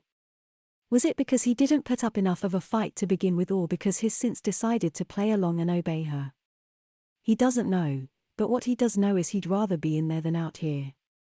For all he knows, it could be September by now, and with no clothing, no blanket, and no shelter other than a tin roof, he fears that he could die if he spends the entire night in the caged kennel. Then he has his darkest thought and considers if that might be the best outcome. He's so cold that he barely sleeps, although he does get maybe an hour after sunrise, but that is abruptly interrupted when he's woken with the hose. He knows he's being punished because he's neither fed nor let out of the kennel that day. All he gets is a drink of water at sundown before spending another naked night outdoors.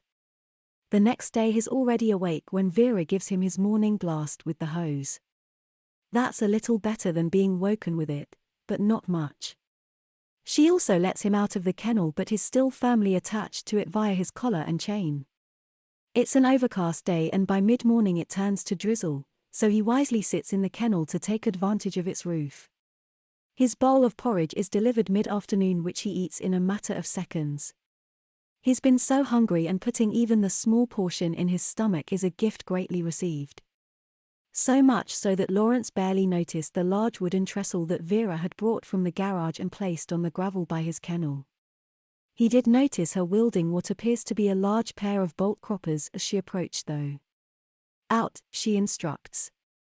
He's reluctant, partly due to the drizzle but mostly due to his fear of what she's going to do to him next. Lawrence does as he's told and crawls out of the kennel, his little bells tinkling as he does so. Vera tells him to face the trestle and lean against it. He nervously does as asked. Vera steps to his front, looks him in the eye as she takes hold of the short length of chain that binds his wrists together. First she lifts his hands a little, then she pulls them toward her before lowering them down to the ground and bending him over the trestle. This isn't going to be good, he thinks as he's put in a most compromising position. Vera drives a long steel peg through one of the chain links and deep into the ground. She adds 3 further pegs to make sure his handcuffs are firmly pinned to the ground before stepping behind him and spreading his legs apart. Now he's getting really worried and begins to wriggle and writhe his way out of such a vulnerable position, but is not going anywhere, and he knows it. He feels an all too familiar sensation as Vera slowly and steadily pushes a plug into his anus. He struggles and grunts, wriggles, and whimpers as it slides inside him, but eventually calms himself, if only to stop the bells that dangle from his nipples from tinkling and tugging. Then he feels a pain that far exceeds having his nipples pierced. It far exceeds any pain he's ever known, but it's swift. In spite of them being tight shut, floods of tears stream from his eyes. He peels them apart as his whole body shudders. It takes a moment for his vision to clear, and when it does he sees something that he can scarcely comprehend. A rage ensues and he tries and fails to wriggle and force himself free. He growls and grunts and screams as the seriousness of the situation dawns on him. He doesn't want it to be true, but he knows it is. That bloody fleshy lump on the gravel is his scrotum, and a steady trickle of blood drips from where it once hung. He can't help but struggle and growl as Vera tends to the wound. She advises him to stay still because she needs to stitch him, otherwise he'll bleed out. Maybe it would be better if I did, he thinks as he gradually calms himself down. Vera cleans the wound, stitches him up and applies a lint patch, then leaves him bound over the trestle. Lawrence plans his escape and plots her gruesome death. He's cursed her for many things, but this eclipses them all. She's pure evil. She must be. She's even left his testicles on the gravel as a constant reminder of what is lost. He spends the rest of the day bound over the trestle in the yard. The drizzle comes and goes, sometimes turning to rain, but the weather is the very least of his problems. As the daylight drops and darkness approaches, Vera returns to check his wound, change the lint and release him. She doesn't even need the cattle prod to get him into his kennel, but it's a painful crawl through its entrance. She locks it shut and he curls up on his side. All being well, we'll continue your training in the morning, Vera says. Lawrence offers a single grunt in response before whimpering himself to sleep. After his third night in the kennel, Lawrence was spared the hose. Vera releases him from the kennel and leads him across the gravel. She notices him glance at his discarded gonads, which lay exactly where they fell. "You won't miss those," she says. "You never needed them anyway," she added as she led him toward the house. He was led into his room where Vera inspects his stitches before removing the plug from his anus. After the excruciating pain of being castrated, he didn't even realize he was still wearing the plug, so its removal came as a bit of a shock. Vera unceremoniously removed it and sat him on the toilet before applying a clean patch of lint to his wound. Lawrence knew there was no way he'd get back what she'd taken from him, and he hated every bit of her for doing what she's done, but he felt like he was in a dream world. He lacked the will to do anything other than what he was told to do. He's tried to defy her and fight back, but that's just made things worse. If he hadn't lashed out when she was putting him in the kennel, he might not have lost his balls. He doesn't know what he's going to do, but he does know that he's not going to risk losing anything else. He knew that something was missing as he lowered himself onto the stool, and actually settling on its seat was a sore, tender affair. Vera gave him something for the pain, which he washed down with a glass of water. Then she turned on the screen, put it in mirror mode and suggested he tends to himself. He wasn't prepared for what he saw. He looks like a vagrant or crack addict, with his blonde hair looking like it's been dragged through a bush and what's left of the makeup he'd applied 3 days previously smeared around his eyes. He brushes the knots out of his hair and removes his makeup before starting from the beginning and applying a base layer of foundation. He makes a mess of his eyeliner because his hands are far too shaky. His eyes drop to his hairless groin and his limp penis. A solitary tear drops onto his hairless lap as he considers the emptiness beneath it. He fears where it might end as he considers how far has come since leaving Elm Tree House. He wonders how long it's been since this ordeal. 3 weeks, 4, 5 or 6. Maybe more. Lawrence casts his mind back to when he first met Vera.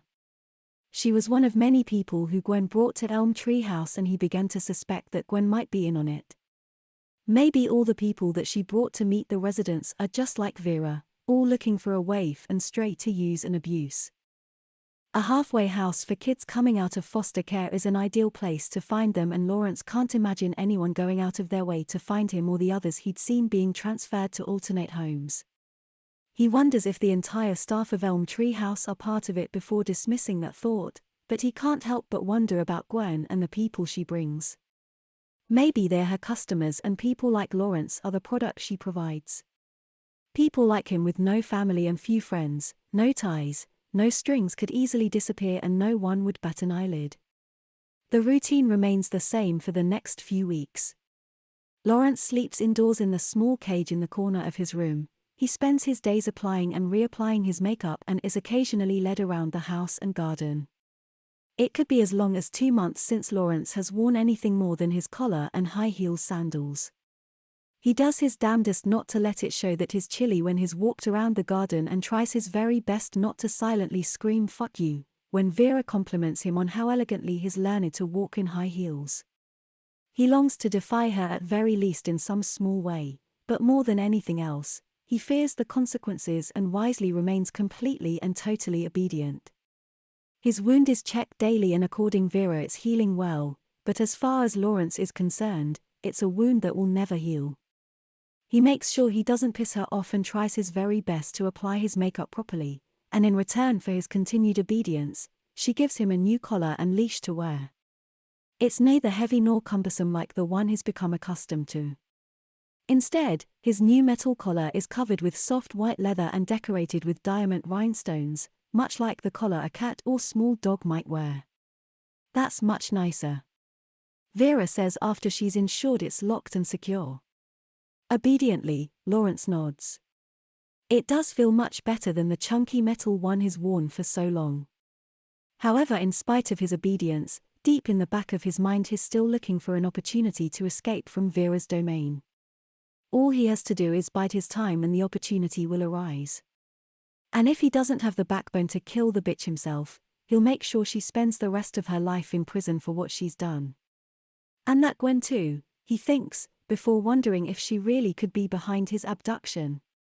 His chain of thought is broken when Vera enters his room. She tells him to stand so she can have a good look at him and he prizes himself off the stool. Even in his 4-inch heels she's still a little taller than him and her gaze alone can strike the fear of God into him.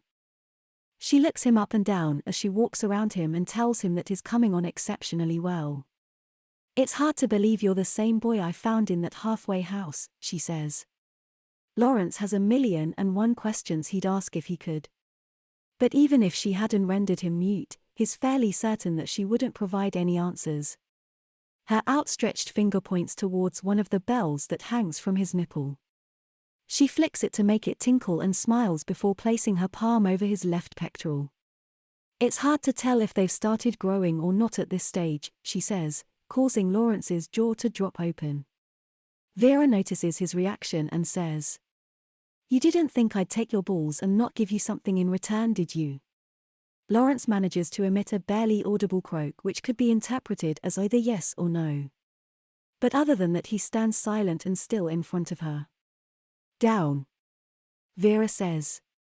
Lawrence knows exactly what he's expected to do on hearing certain words. Words such as sit, stand, eat and down, they are all self-explanatory really. He slowly, gracefully and obediently lowers himself to his knees before looking up at her. Meanwhile, back at Elm Tree House, Sharon sees Gwen in the corridor and asks if she's seen or heard how Lawrence has been getting on at his new halfway house. Gwen says she hasn't seen him but is certain he's getting on well. "I'm sure I'd have been contacted if he wasn't happy or if there'd been any problems," she assured. "Now if you'll excuse us, Sharon, we've got a meeting with one of your new housemates." Gwen smiled. Sharon shuffled aside and let Gwen and her colleague continue. She watched as they sauntered down the corridor and overheard Gwen saying, "I'm sure this one's exactly what you're looking for, but if not there's plenty of other homes we can try." Gwen's colleague said something about the process being easier if their files had photographs. Gwen agreed and said, "Yes, but the right temperament is equally important."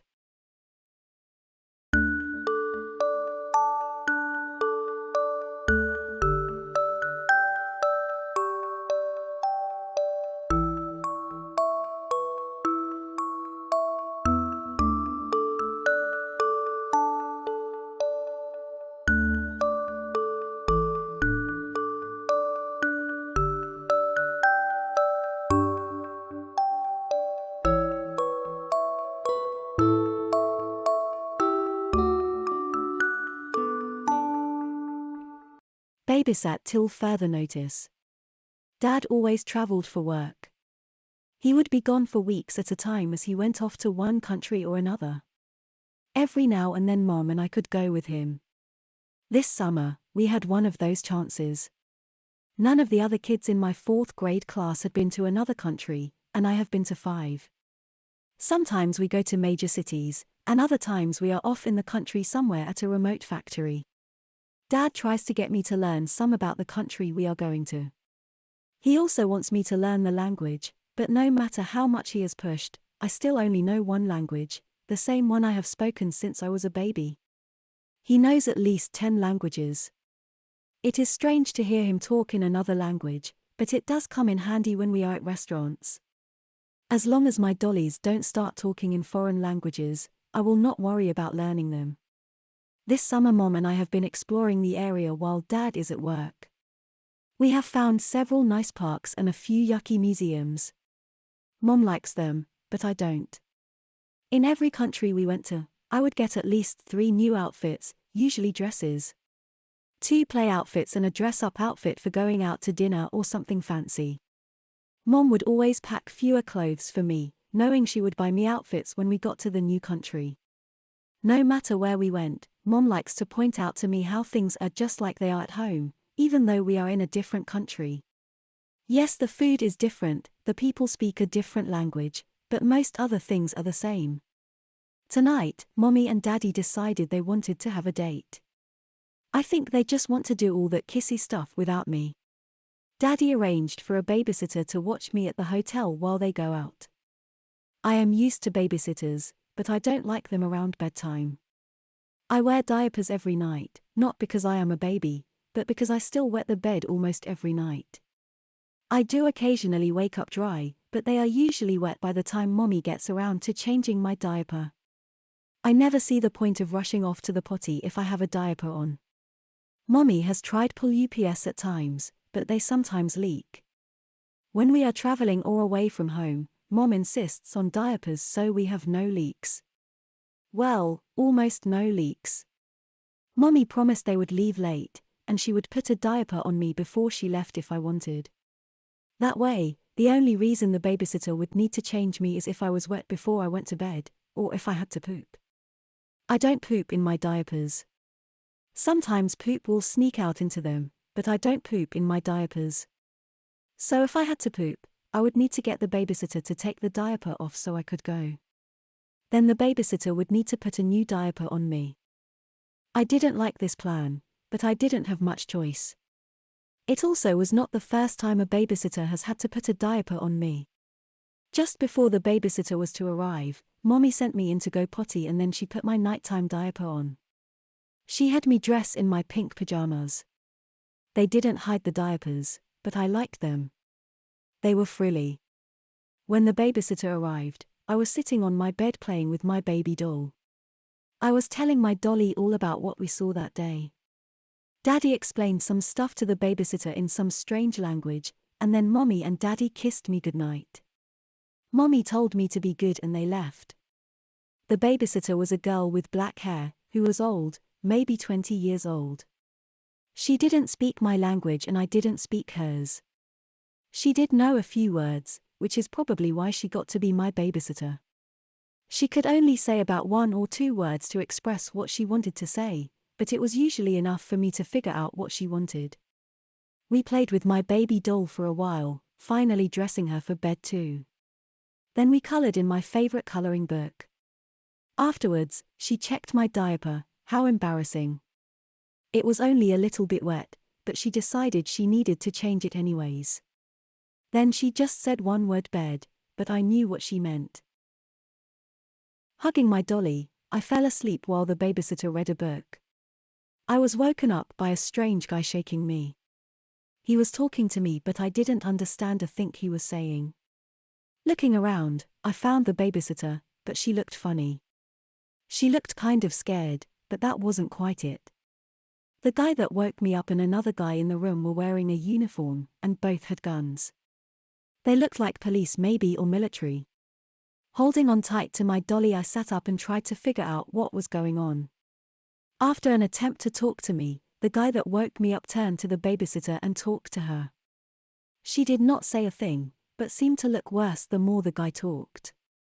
The babysitter came up to me, prodded on by the guy, and sat down next to me. With much difficulty she finally said, "Mom.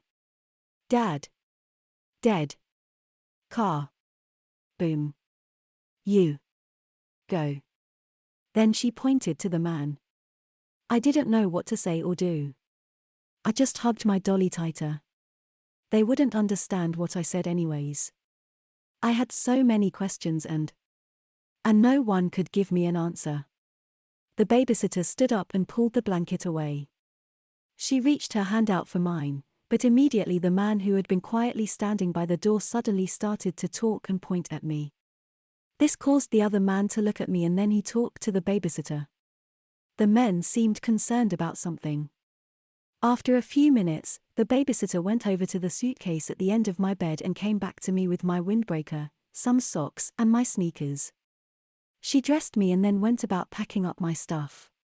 The guy that woke me up was going through all the drawers and putting our stuff in Mom and Dad's suitcases. After the babysitter zipped up my suitcase, she went over and got my diapers and put them on top. This was embarrassing, but the men didn't seem to notice.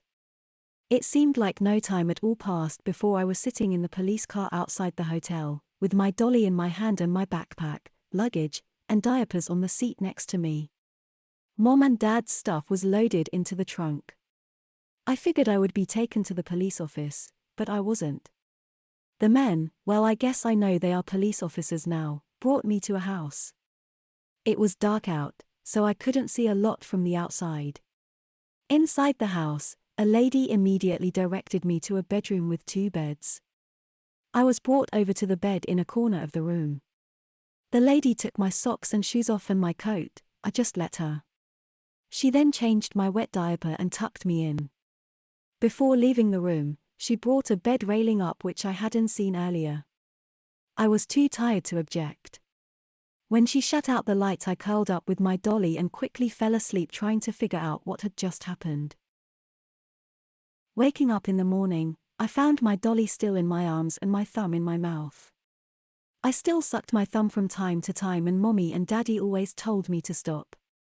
The events of last night started to come back and I started to realize I was no longer in the hotel. I started to cry, realizing that Mommy and Daddy would never again tell me to get my thumb out of my mouth. I knew I should take it out now, but I didn't. Keeping the blanket up around my neck, I sat up in bed. Looking around the room, it looked like a typical little kid room. There were 2 kid beds and a dresser. The dresser looked like shelves with little kid toys on them. Between the 2 beds there was a small little table with a lamp on it, and what looked like a tub of baby wipes. My open suitcase was laid out on the other bed. The lady that had put me to bed last night came in and found me sitting in the corner, blankets up to my neck, thumb in my mouth, and dolly tightly held. She smiled at me as she came over to the bed and lowered the bedrail. She was talking in a calming mommy-type voice, but she was not my mommy and I did not understand a single thing she was saying. She wiped a tear from my cheek and smiled at me before going over to my suitcase and picking out some clothes. The lady came back with one of the new play outfits we had bought just the other day along with a few other clothes like socks and sneakers. She started by taking my pajama bottoms off and laying me down. I assumed she wanted to get my nighttime diaper off. She quickly had it off and had me wiped clean. Before I realized what she was doing, she had a new diaper put on me. I tried to complain and tell her that I do not wear diapers during the day, but she didn't understand me, just like I didn't understand her. I tried harder to explain by pointing to the panties in the stack of clothes she brought over. The lady smiled and quickly put the panties on over the diapers. That is not what I wanted to happen, but she didn't understand. I tried to take the panties off and undo the tapes on the diapers, but she slapped the back of my hand and said something to me in a stern voice. I obviously had to wear diapers for now. Maybe I was going on a trip. Mommy often made me wear diapers when we went on plane or train trips, just in case I fell asleep. The lady quickly had me all dressed and brought me out of the bedroom. On the way out she put the diaper in a pail next to the changing table. On the way down the hall, I found the bathroom and we passed a room, looking like it belonged to a little boy. The living room had some places to sit, some toys on the floor, and a TV. We continued through to the kitchen. A little boy, maybe 5 years old, was sitting on a booster seat eating something that looked like cream of wheat. He waved at me saying something. His mom immediately reprimanded him, probably for talking with food in his mouth. Oh, how I wish I could understand what they were saying. The lady led me over to the table and had me sit down. She pushed in my chair and walked away. I looked at the boy and started looking around the room. I was interrupted when the lady came back and started fastening a bib on me. I tried to explain that I didn't need this, but she continued.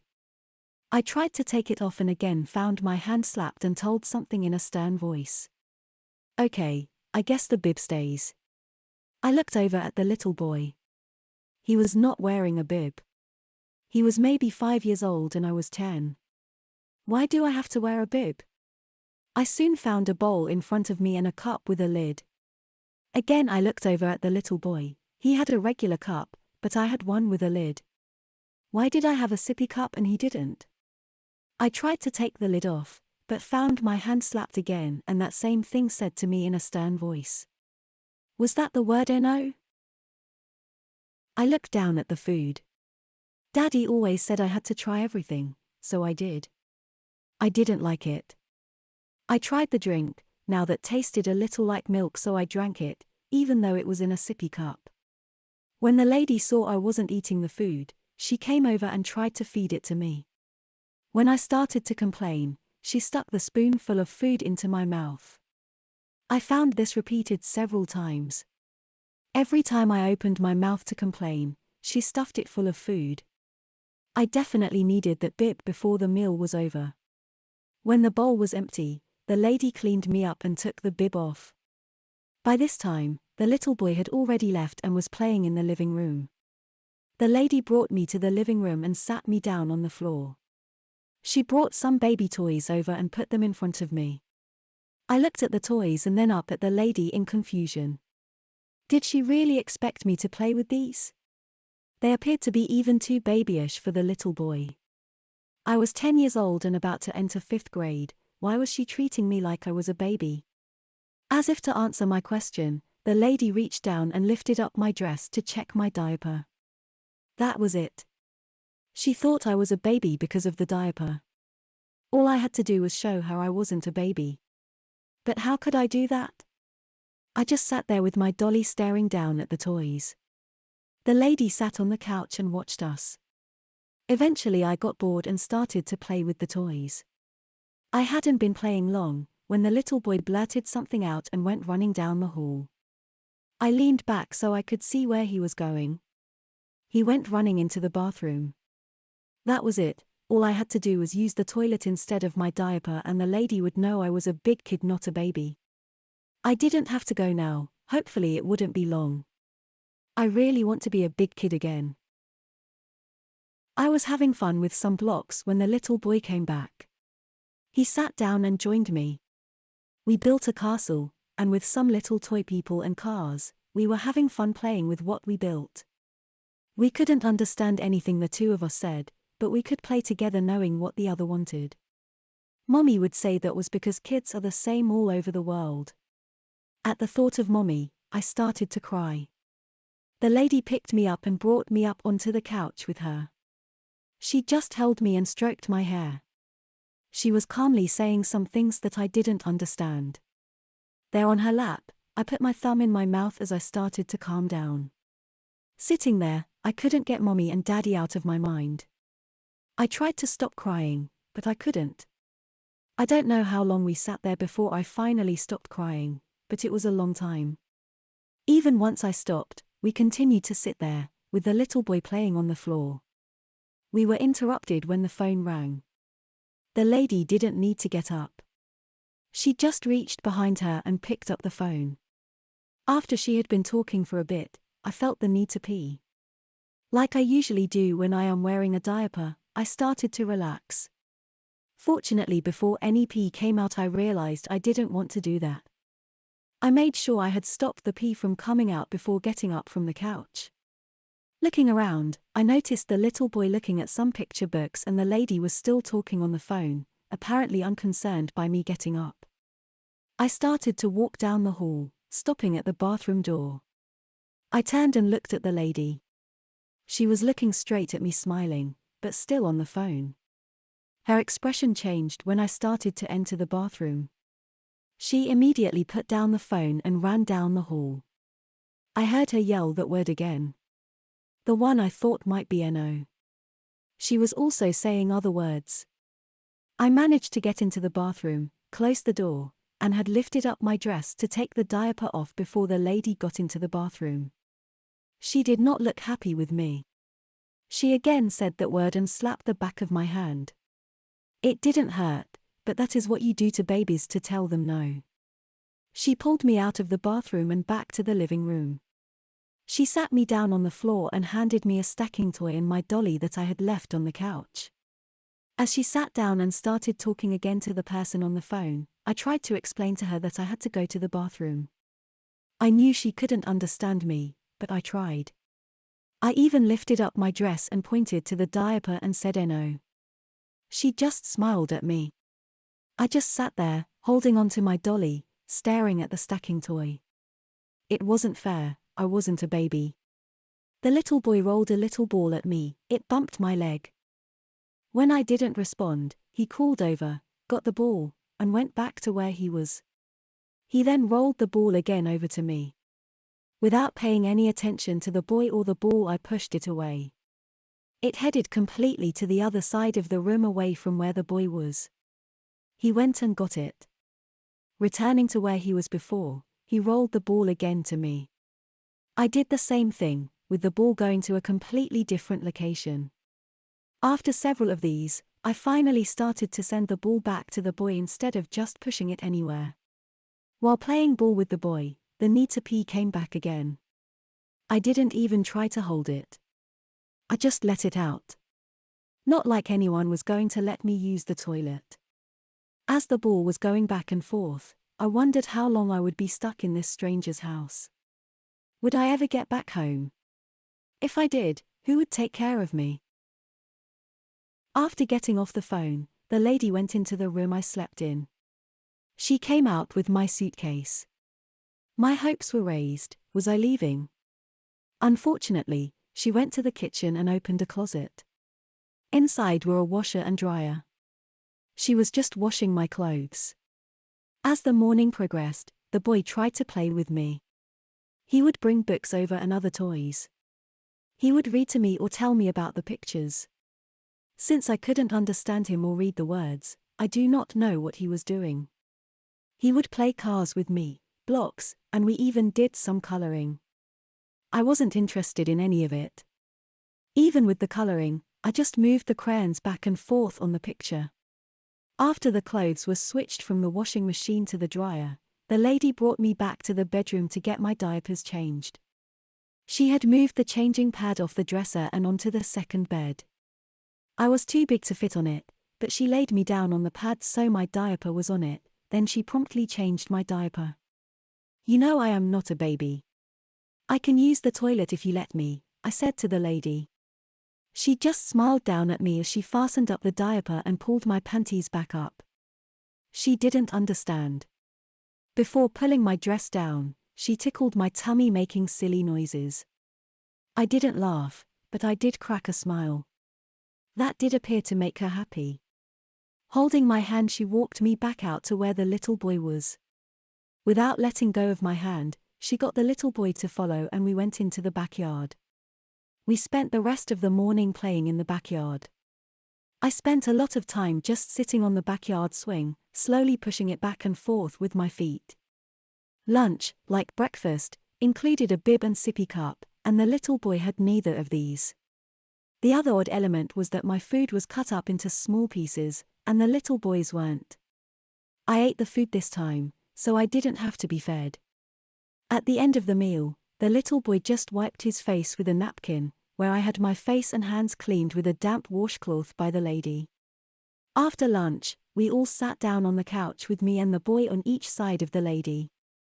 She read us a story. The book had some nice pictures that I tried to make a story too since I did not understand a thing she was saying. After one story, the little boy tried to convince his mommy to read another story, at least I assume she is his mommy. The lady wouldn't do it. She took the two of us down the hall. Stopping at the bathroom, she sent him in to go potty. He went right in, sat down on the toilet, and peed. He didn't even close the door. We waited outside. His mom needed to remind him to flush and wash his hands. We all then went into his room where he was put down for a nap. She tucked him in and kissed him on his forehead. Giving him a stuffed animal, we left the room. I did notice that he did not have a bedrail on his bed. The lady, holding onto my hand, led me down to the living room. Picking up my dolly from the living room floor, she turned and went down to my room. After changing my wet diaper on the changing pad, she brought me over to the other bed and tucked me in. I told her I don't take naps anymore, but she just smiled at me as she lifted the bedrail. As she left the room, she darkened the room by closing the curtains and turning the light off before shutting the door. I was alone with my dolly, tucked in for a nap. Did she actually expect me to sleep? There in the dark with nothing to do, I started thinking about mommy and daddy again. My eyes filled with tears and I found my thumb back in my mouth. I was woken up by the lady putting my clothes into the dresser. Did that mean I was staying here? How long would I have to stay here? I want mommy, I said as I started crying. The lady quickly came over, dropped the bedrail, and tried to get me to stop crying. She brought me up onto her lap and rocked me as we sat there on the bed. After a while with me still, in tears, she checked my diaper which was wet. She carried me over to the other bed and changed my diaper. They then carried me back over to my bed and rocked me some more. I finally stopped crying. Leaving some clothes on top of my dresser, she brought me out to the living room where the little boy was already playing. We were not playing for long when the lady had us clean up. Once we had the living room cleaned up, the boy was all excited and went and sat down on the couch. I followed. The lady went over and turned the TV on. We watched a very strange Sesame Street show. It was weird watching Big Bird talking in a foreign language. It was a baby show, but I enjoyed watching it. At the end of the show, I was curled up on the couch with my thumb in my mouth and Dolly hugged close. The TV was shut off, but I didn't really want to get up. The little boy was bouncing all over the room. The lady put some crackers and milk out on the kitchen table. The boy pranced over and climbed up into his booster seat and munched down. I just stayed on the couch.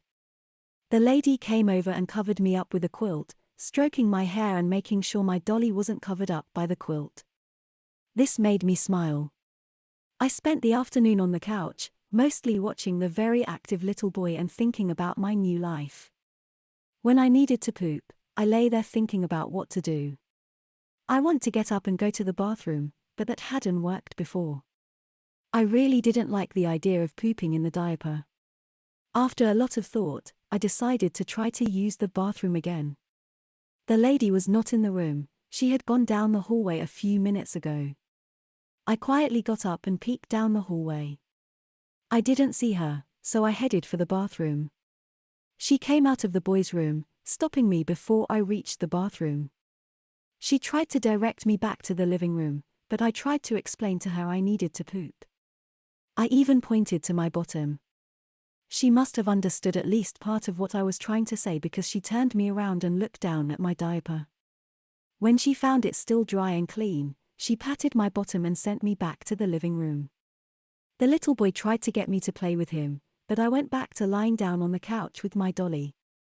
I wasn't there long before I felt the need to poop again. I didn't want to go in the diaper, but I had no other choice. I just let it come out. I looked around but was surprised the little boy didn't know I was pooping. Could I really pee and poop in my diaper and no one knew when I do it? When the lady came back into the room, she was carrying my dolly's clothes. She put them on the other end of the couch. I laid there for a bit more before my dolly talked me into changing her clothes. She was still dressed for bed from last night and didn't like that I had a pretty dress on and she didn't. Sitting up, I was reminded of the poopy diaper. Ignoring it, I quickly got to work changing my dolly's clothes. My dolly pointed out that I was the baby now and she was the mommy since she wasn't wearing diapers. I quickly changed her panties to diapers, telling her she shouldn't have pooped her panties if she wanted to be the mommy. The next time the lady walked through the room, she stopped on her way to the kitchen. Looking around for a second, she headed over to me. Getting me up, she checked me, quickly discovering the poopy diaper. I was afraid of what she would do. Mommy never liked it when she found skid marks in my panties, and got mad when it was more than just skid marks. What was this lady going to do with me for having a poopy diaper? To my surprise, she acted and treated me just like she did when I was just wet. She used more wipes, but she didn't appear to be mad or upset. She even did that tickle the tummy thing again. This time I smiled more than last. While she was tickling me, I heard a word I had heard before. In fact, I have heard it a lot. Both the lady and the boy have said it, but I cannot figure out what it is. She said it again as we were leaving the room. The lady stopped at the bathroom to wash her hands. I stood and watched. She was saying some things to me, but I didn't understand. As she was washing her hands, I felt a need to pee. I looked at the toilet next to me and then at the lady. I just relaxed and went in the diaper. Back dressing my dolly, I thought about how she didn't know my diaper was wet. I really could just pee and poop in the diaper right next to someone and they wouldn't know. My dolly couldn't believe I could do that. I was on the floor playing with the little boy when the front door opened. Seeing a man walking in, the boy immediately ran over and jumped up on him. The boy was lifted up high above the man's head and then flown around before being put back down next to me. The man looked at me and said a few strange words. But one of those words was my name? I smiled at the man as he headed off to the kitchen. He just said my name. It sounded weird, but he said it. It sounded weird, yeah, he didn't say it right, but it was my name. It sounded a lot like the strange word the lady had been saying to me. Had she been saying my name all day? The adults stayed in the kitchen till dinner. When the lady came in to get us for dinner, she sent the little boy in to go potty first and then turned to me. I was carefully listening this time. She did say it, she said my name. Well, sort of said my name. She tried to at least. It sounded very weird, but I guess it was my name.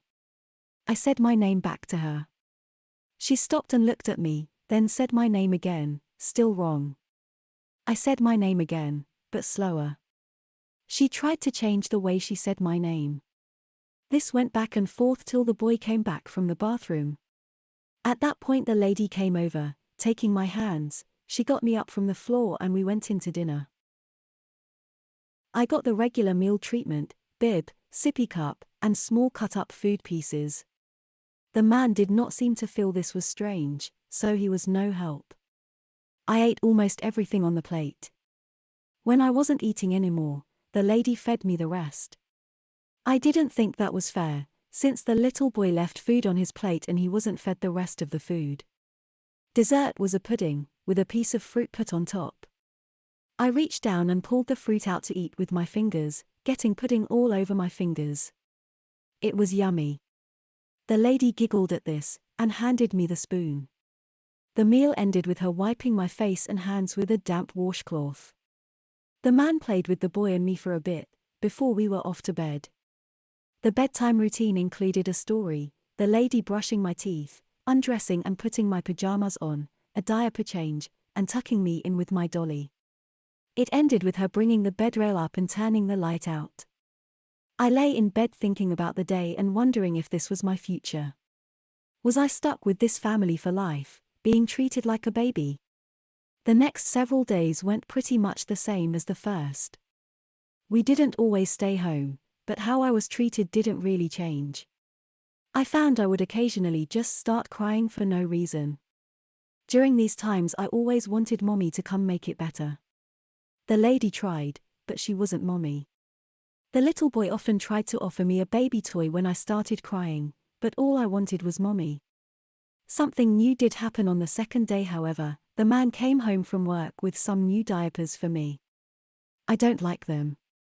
They are big, bulky, and have a plastic outside.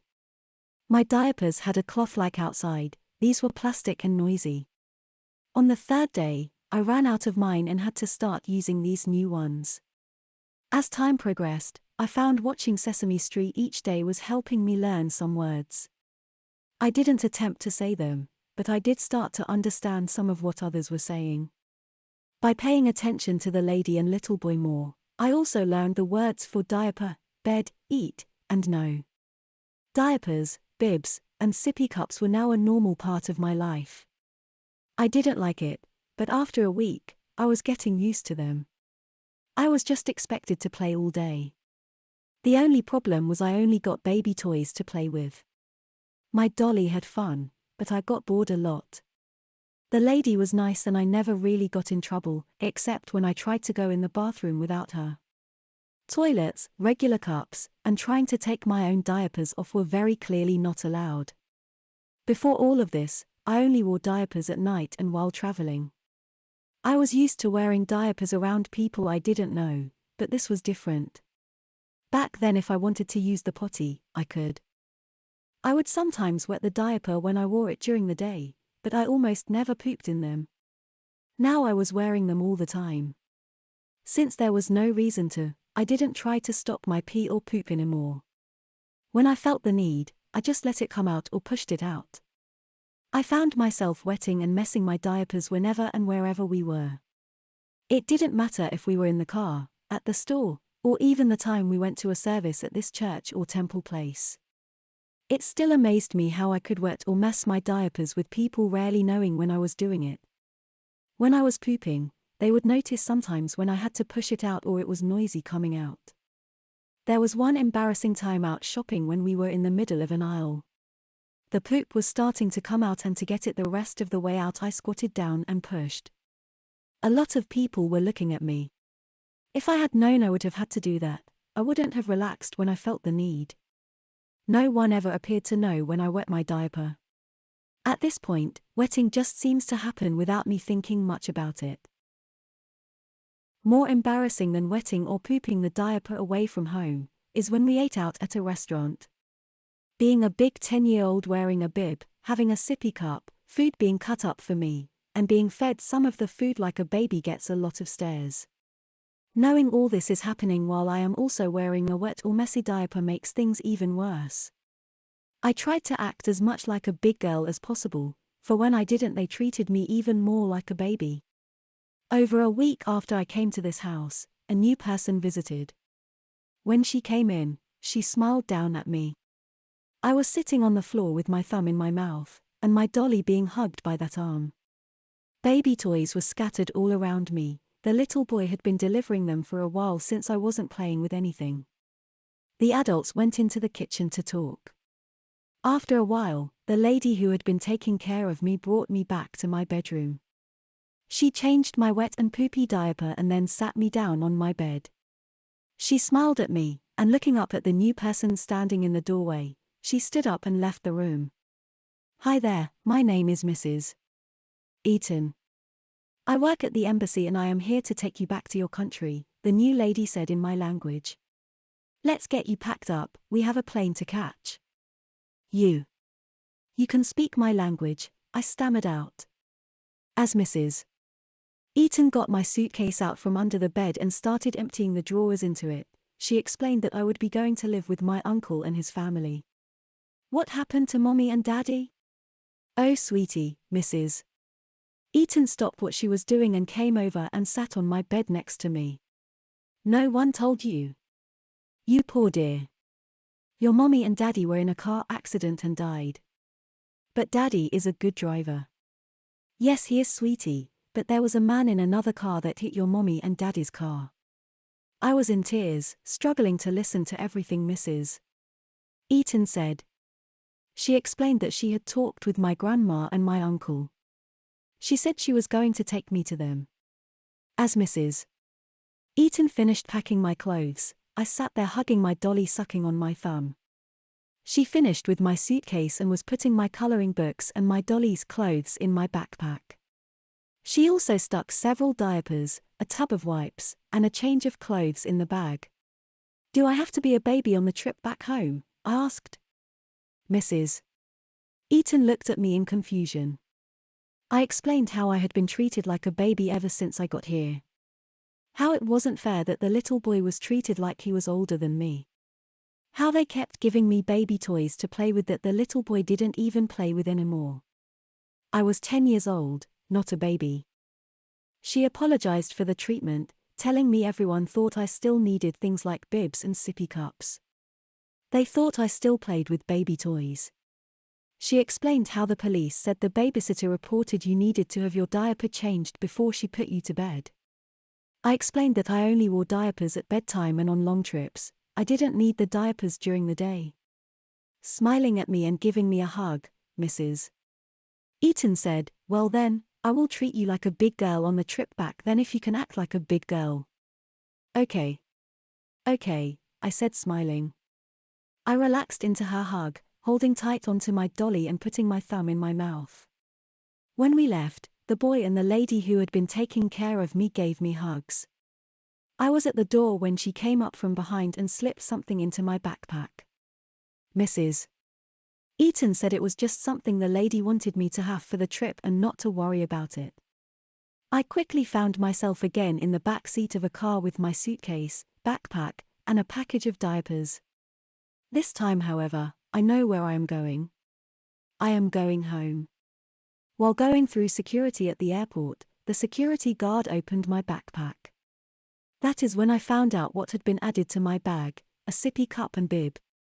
After getting to the diapers and wipes in the bag, he smiled down at me and then looked up at Mrs. Eaton. She smiled and nodded at the man. He found even more of my diapers in her carry-on bag. He asked questions about where we were going, where we had been, and if this was my first plane trip.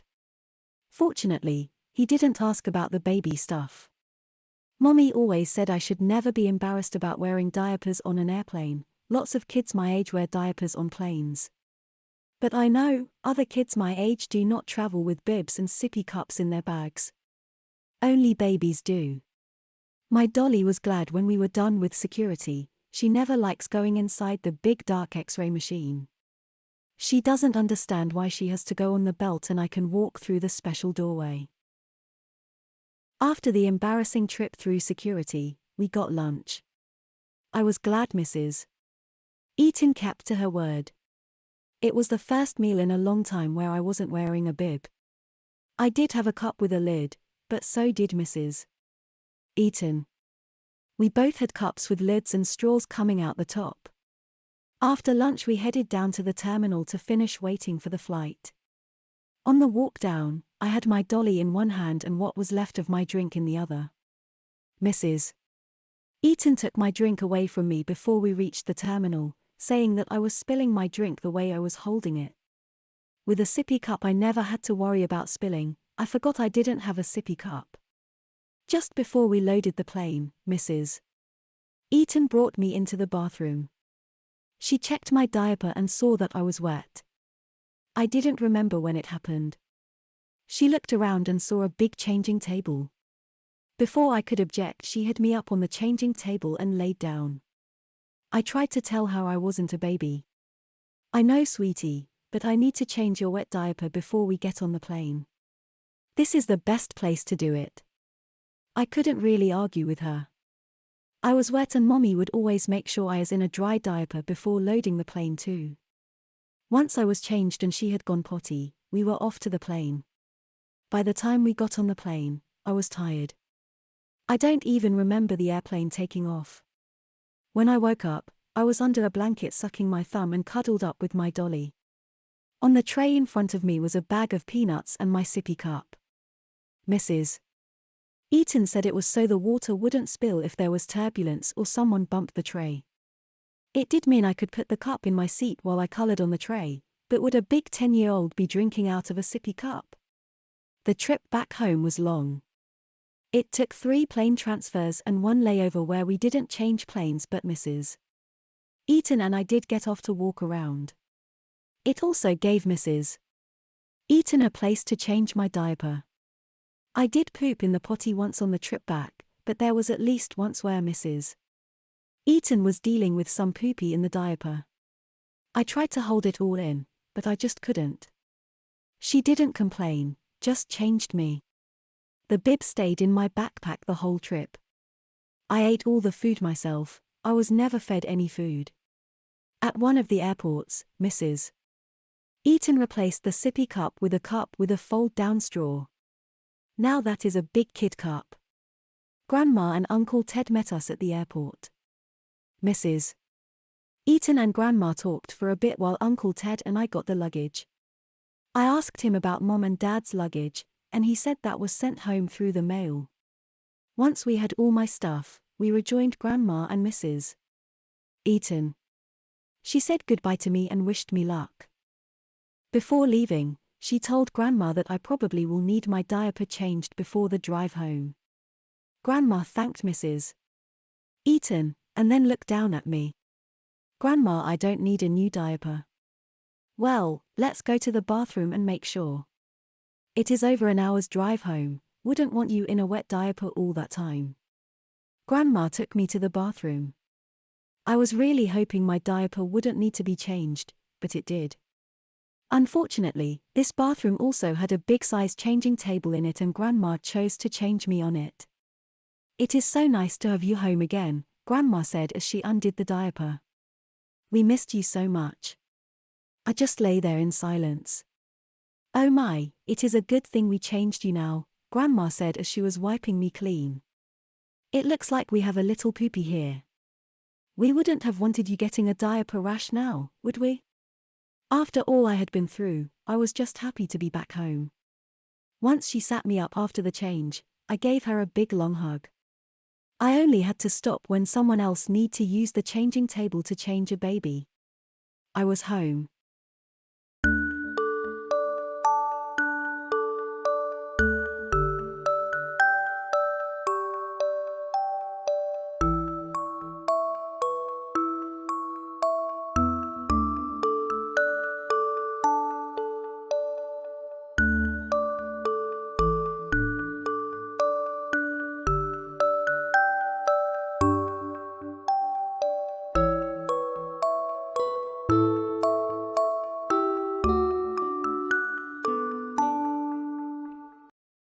During the 1960s, I attended a prep school in North Yorkshire. From this prep school, I have very fond memories of our loving but strict matron. Many smacked bottoms were received from her to keep us all in line. Our matron was fairly young, in her early 30s, but she was very experienced in discipline. She was very strict about any misbehavior either in the dormitory or the bathroom. Any boy who transgressed could expect to receive a sore bottom. If there was misbehavior in the bathroom, matron would slipper you. This was usually given across the seat of your underpants but still stung considerably. To receive your punishment, you would be ordered to bend over, touching your toes.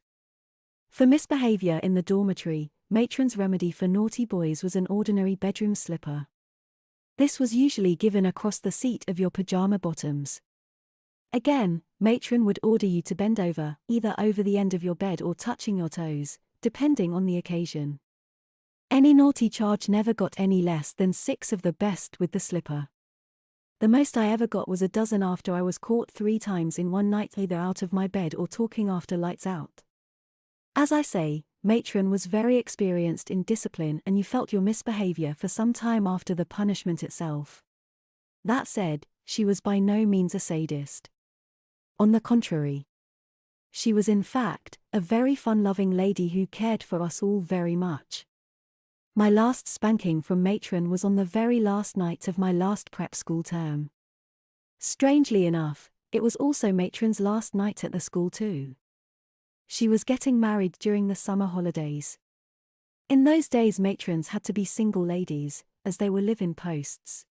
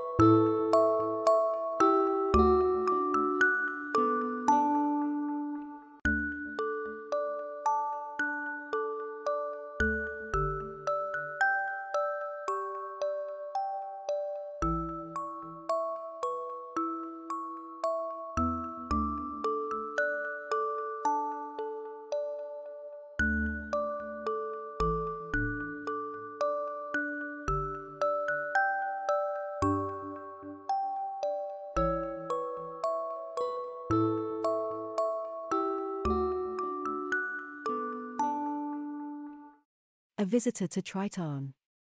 I looked across the Manhattan skyline and watched streams of aircars travel at the various levels of the city. It is good to be back on Earth, Doc, I said, but I still miss that girl I met back on Triton. Lie down on the couch and tell me about her, said Dr. Emily Gleason, the shrink that the Navy forced on me. Why should I? I asked. No one takes me seriously when I talk about her. I stared at the ceiling and paused. No one takes me serious at all. Why should I bother if you are not going to take me seriously? Just humor me, she said. She flicked her tablet with a finger, obviously going through her notes. Tell me about Allison Randall. Why not? I thought. I would just tell her everything about the girl I left behind on. Maybe she would believe me. Well, it started back when the Orion stopped by for my regularly scheduled relief. The alarm blared in my quarters. The relief ship was arriving. I had been stationed on Triton for 2 years and my relief would finally take over so I could return to Earth and go to the next place the Navy wanted to send me. I had requested Mars, the second most populated planet in the solar system. Triton Station had a crew of 1, just me. Before the advent of faster-than-light travel, Triton acted as a way station at the edge of the solar system. The newer FTL ships would blink into and out of existence at the orbit of Saturn, thus they never needed to come way out here. Only the slow boats came to Triton, and as soon as they arrived in the solar system, they upgraded their engines to FTL and never returned to Triton. The only slower-than-light ships around were those that left before FTL's invention. Still, there were quite a few out there and Earth Command wanted someone out here to greet them. Since I was stationed out here, the only ship I had seen was the one that brought me out here to the butt end of the solar system. The Orion was the second ship I saw, but it had come from Earth to relieve me. USS Orion, I spoke into the mic, this is Triton Station. I look forward to your arrival. I then waited the 2 minutes for my message to travel the 18 million kilometers back and forth to the ship. After the wait, the speakers sounded, sorry about this, Triton Station, but the ship is in plague status. No personnel may be transferred from our ship to the planet. We are at quarantine. A container of supplies will be dropped to you. My heart sunk. I was stuck here and I would be alone for who knows how long until the Navy saw fit to send another ship out here. How much longer am I stuck here? I asked. We sent a message to Earth and they sent another ship immediately. Your estimated time of arrival is 6 months. I clicked off the radio and swore. There would be another 6 months of not feeling the breeze on my cheeks. There would be no pizza from Manhattan Pie Company and worst of all, no people to talk to. The loneliness that I had put behind me for the past 2 years suddenly came to the forefront of my mind. So Allison Randall never arrived on the Orion, asked my shrink. Of course not, I said. She arrived on the bulk carrier, the SS Fortune. Go on with your story then, she said. In the weeks that followed, I became more and more despondent. I was still imprisoned on Neptune's largest moon for 5 more months and I was bored. I had watched every Hollywood, read every text drama on my tablet, and even went so far as to write my own stories. One night, at exactly midnight, I heard an unexpected alarm. A ship was arriving, but this ship was transmitting a distress signal. Triton Station had 1 shuttle stationed there and I ran to the shuttle. The message attached to the distress signal said that the ship was rapidly losing air and that they needed help. I wasted no time. The ship was dark, the only light came from the day side of Neptune, but I piloted the shuttle closer and closer. The ship was completely dark. There were no running lights and no indication of anything approaching life, but I continued onward. As I drove the shuttle around the ship, I saw a horrible tear in the hull that went across all 5 decks of the ship. There would be no survivors unless they were suited or they were trapped in an airtight compartment somewhere. It was a bulk carrier. It was a common enough ship even today. It contained 5 decks and a spine to which cargo containers were attached. The only difference between it and a modern FTL ship was the massive fusion tanks on the tail end of the ship. Modern ships replaced most of the tank space with an FTL engine. I drove the shuttle around until I found a hatch where I could enter the ship. The only good hatch was on the spine. I set my coffee on the co-pilot's seat and went inside to look for survivors. I floated through the spine of the ship and watched for any signs of life. There was air there, but as I walked forward of the spine, the hatches all had red pressurization faults. All 5 decks were airless. Since I couldn't get to the main hull of the ship, I walked aft. That is when I saw her. "I'm from Triton Station. I am here to rescue you." She was young, probably in her early 20s, but dirty and disheveled. And she stank like a bad environmental plant and lack of showering. "Everyone else is dead," she said. I took her by the hand and put her in the co-pilot seat in the shuttle. "I'll take you back to Triton Station," I said. "You'll be safe there." She was too shocked to say anything else, so I just let her be silent. She had just lost the rest of the crew of her ship. Dr. Emily was tapping her tablet and looking up stuff while I talked. I knew she was not just taking notes. "What are you looking up?" "Just reviewing your log for the incident," she said. "Oh. But," Dr. Emily started to say. She must have thought better of it. "Just finish your story." Allison sat in silence on the way back to the moon's surface. I thought I saw a tear in her eye, which was only natural since there were no other survivors on her ship. However, the tears were there for another reason. I pulled the shuttle into the dock and went toward the airlock and motioned her to follow me, but she wouldn't move. "Come on in," I said. "There is food, clean clothes, and showers." She gave a sheepish look and then stood up to reveal a circular wet spot on the co-pilot's chair. Her face turned red as she looked down at her seat. She said, "I have trouble getting to the bathroom." I sighed and we left the shuttle. Once in the passageway, I stooped down and caught a cleaning robot that was rolling along the corridor and took it back into the shuttle with me. I dropped it on the co-pilot's chair and returned to the passageway. The girls stood there waiting. "I will take you up on that offer of a shower and clean clothes." "Of course," I said. I took her to my quarters where the only working shower in the small station was located and motioned her inside. I went back to my bedroom and opened my drawer to look for something for her to wear. I was a bit larger than her, so I just picked a t-shirt and some shorts for her. The shorts would obviously be big on her, but she cinched the belt tightly around her waist. I slipped into the head and set the clothes on the sink. After that I slipped out. She finished soon after I left. I had never met a woman on Earth who took such short showers, but she was from a spaceship and water is scarce, especially on a slow boat traveling between the empty gulf between the stars. When she came out of the head, the t-shirt and shorts looked quite large on her, but she smiled at me. "Thanks," she said. "Are you ready for dinner?" I asked. She rubbed her stomach. "Are you kidding? I haven't eaten for 3 days. I was trapped in the spine of my ship and couldn't visit the galley or the rest of the ship." "Well, let's take care of that."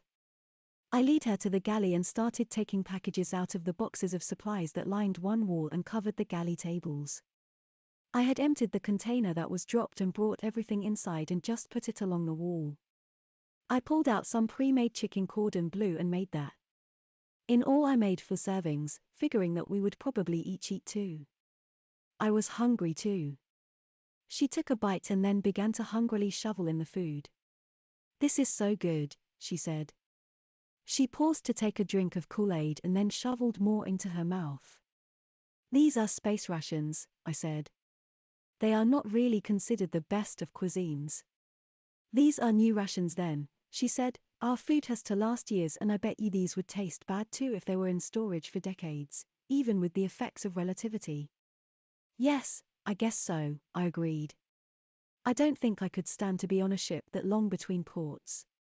"It's tough," she said. "I am on my first push out from Epsilon Eridani. We were to go right back after stopping at Earth, but 40 years will have passed when it's only been 4 years for me. My parents will be in their 90s. The trip after that, I would have been visiting my sister's great-grandchildren. I want to be a spacer though and signed on with the first ship that would take me. Wow, you must have just left before, I started to say. She put down her fork. Before what? She asked. I don't know if I should tell you, but I will. About 20 years ago ships started getting faster. You could have been home already. How fast? She asked. She picked up her fork again and took another bite. She had a look of relief on her face. I thought something horrible had happened. Faster than light, I said. A journey only takes the amount of time needed to go far enough away from the sun and then it is instantaneous. How far away? She asked. I could get home next year. Depending on the spectral type of the sun, it varies. In the solar system it is about 10 astronomical units. I heard a pattering sound coming from beneath her chair as she stared at me open-mouthed. I looked down and saw a growing puddle. When she noticed what she did, she looked down and turned bright red. She looked at me. I'm so embarrassed. What you said took me by surprise.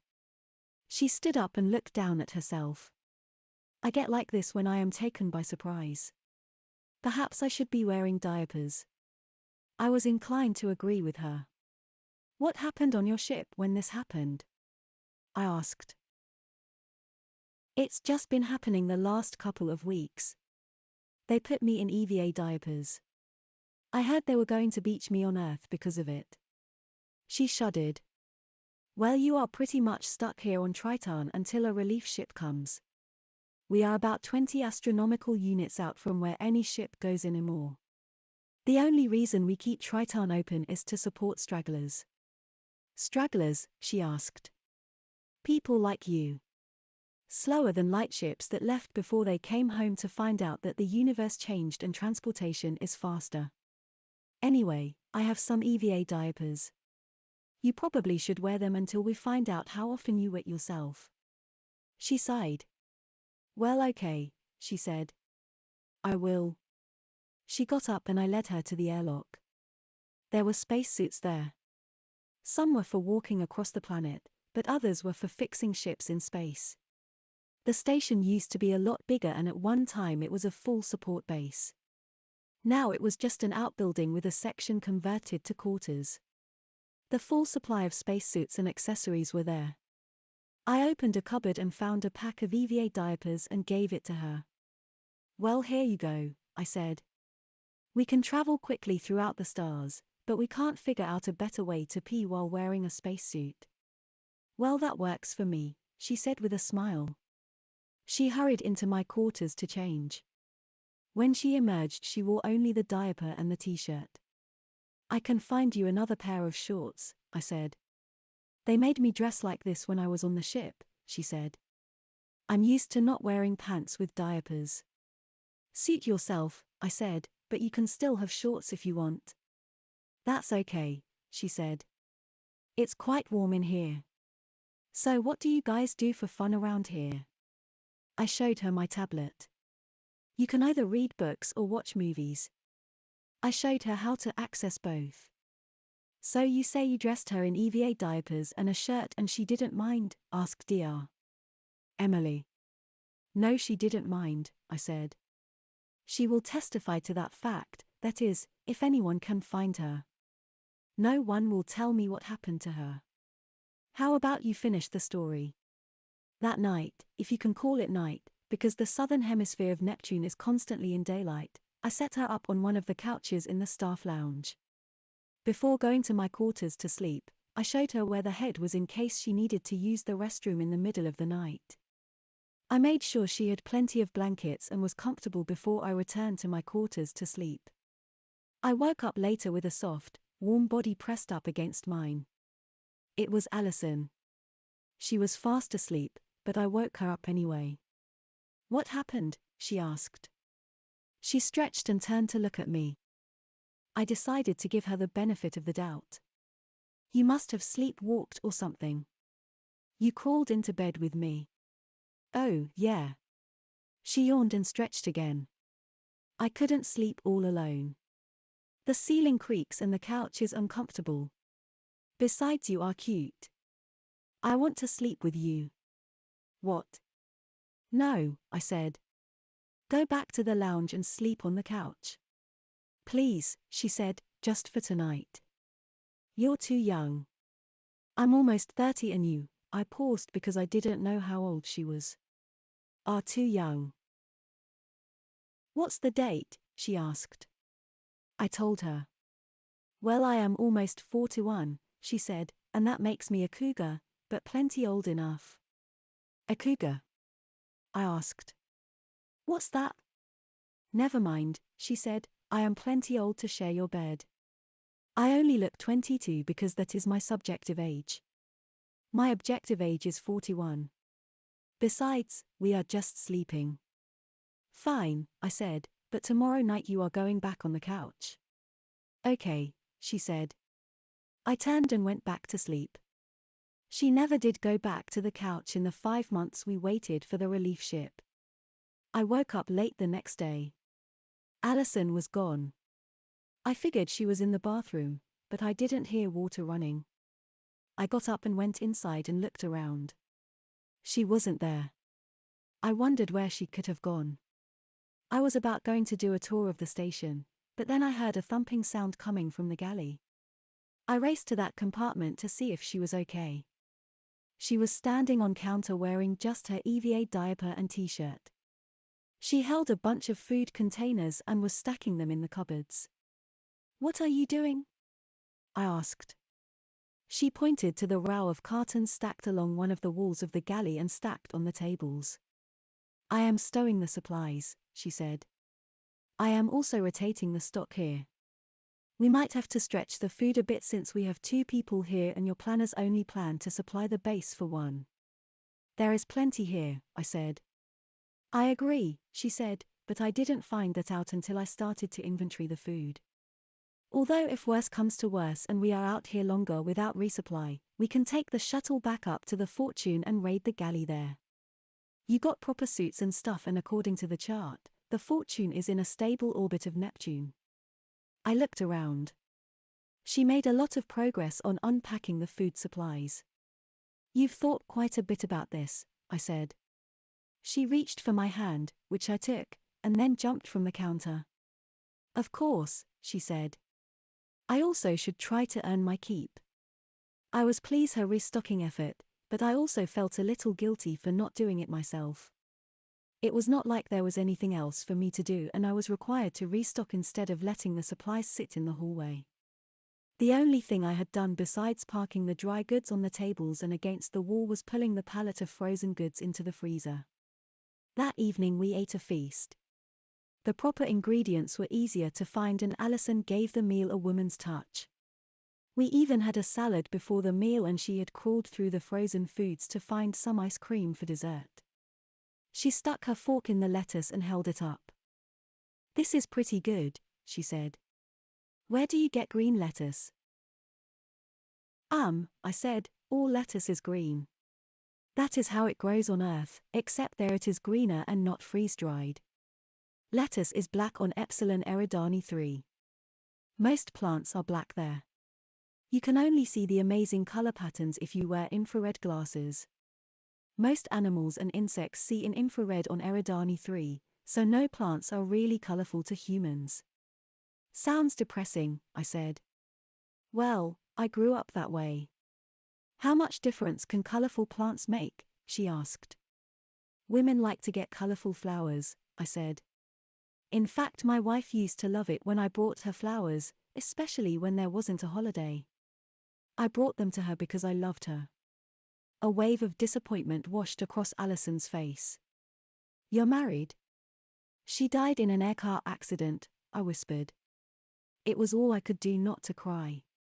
We argued the last time she and I spoke, and now she is gone. I'm so sorry, said Allison. She paused for a moment, but apparently thought it was okay to say what she was going to say. I know how you feel. I argued with my parents before I left on the Fortune. With time dilation, I thought I wouldn't see them again. I don't know what happened to them or anyone else I left behind. I felt guilty about it for the whole trip to Earth.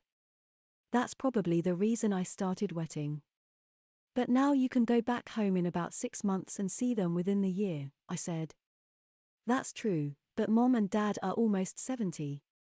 I hope they are still around when I visit again. We finished the meal, and by the time we started on dessert, the conversations had moved to lighter subjects. They usually just spray paint the leaves of existing trees and flowers when they do movie scenes that are set on Earth, she said. Of course, now with FTL, they can now bring real Earth plant seeds to use in sets. They'll probably need to use special lights if they want them to grow, I said. Suddenly an awful smell filled the air. I wrinkled my nose and then looked around for the source of the smell. Oops, said Allison. Her face turned red and she smiled slyly. You didn't? I asked, astonished. She took one last bite of her dessert and then stood up. I'll go shower, she said. She turned and waddled away with an obvious bulge in the back of her EVA diaper. The next day I caught her in a wet diaper. Allison, I asked, are you trying to get to the bathroom on time? I am wearing a diaper, she said. I don't really need to worry about getting up to use the restroom. Besides, you don't tease me like the other crew members of the Fortune. I sighed. You know, you can become dependent on diapers if you don't try to avoid accidents. You don't really want to deal with diapers when you get to the beach on Earth and want to wear a bikini. She nodded. You are being nice about this. I still might have accidents, but I promise I'll try to make it to the bathroom. Good, I said. That is all I ask. After that, she made more of an effort to get to the bathroom. She still used her diapers at night when she was in bed, but I didn't notice her sitting in a wet diaper as often during the day. When we had been together for almost 5 months, the incoming ship alarm went off. I raced to the control room and Allison followed behind. What's that sound? She asked. Our ticket to Earth, I said. We can tow your ship back to Earth so you can sell your cargo and then arrange passage back to Eridani. You might even make enough on your cargo to buy an FTL drive for your ship, make repairs, and head back home to see your parents. I'll believe that when I see it, she said. I picked up the mic. Gemini, this is Triton Station. Please state your ETA and intentions. I waited for the time for the round-trip communication. This is Gemini. ETA is 6 days and our intentions are resupply and relief for station personnel, the voice from the speaker said. There is a straggler ship in orbit around Neptune, I said. Will a trip to tow it back to the inner system be possible? I asked. The ship's hull was breached and most of the crew were killed, but one surviving crew person was evacuated to the station. Will passage for her be possible? I waited for the communication lag again. Yes, said the transmission from Gemini, we'll clear some room for an additional passenger. Hear that? I said as I turned to Allison. I told you they would. My voice trailed off. Allison was gone. None of the crew of Gemini could find any trace she was on the station at all, said Dr. Emily Gleason. Why do you think that is? I don't know. She had to be on the station somewhere. No space suits were missing and the shuttle was the same way I left it when we arrived from the Fortune, I said.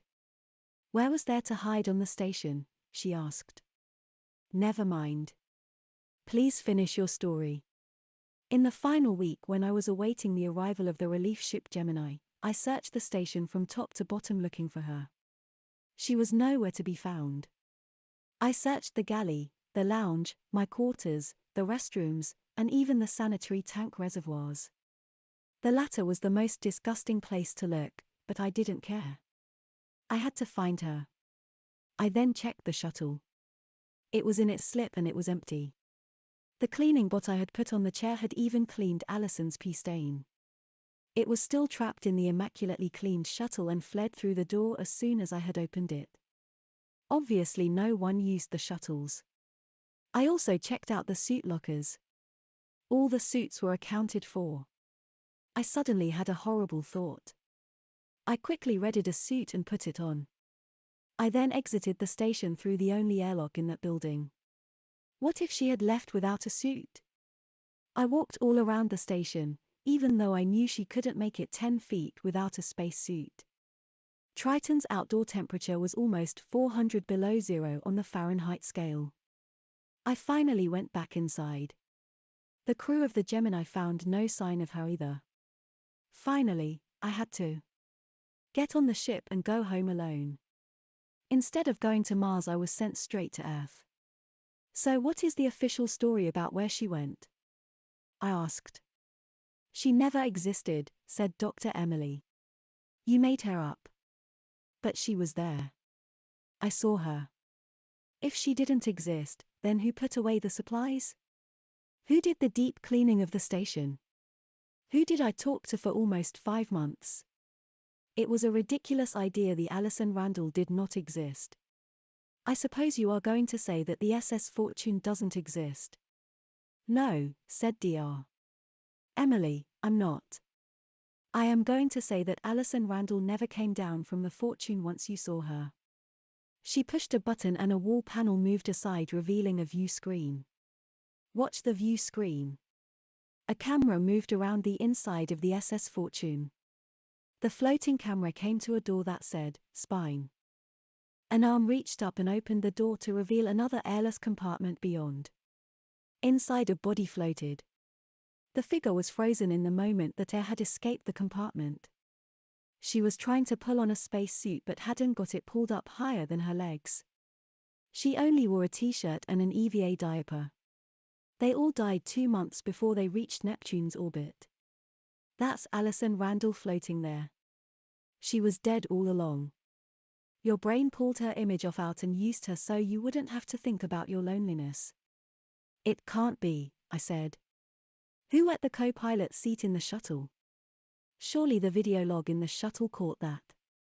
It did, said Dr. Emily. It showed you knocking your coffee over onto the co-pilot's chair. She pulled up another screen and I saw the coffee cup fall over and create a circular wet spot on the chair. No, I said. It's not her. I pointed to the other view screen. That is some other girl. Alison came back to the station with me. Look, said Dr. Emily. The body rotated until I could see her from the front. The name tag area of her shirt said Alison Randall. She looked the same as Alison, but her skin was a bluish shade. She almost looked like the way my wife when they dragged her body from the crashed air car. I felt empty then and I felt just as empty now.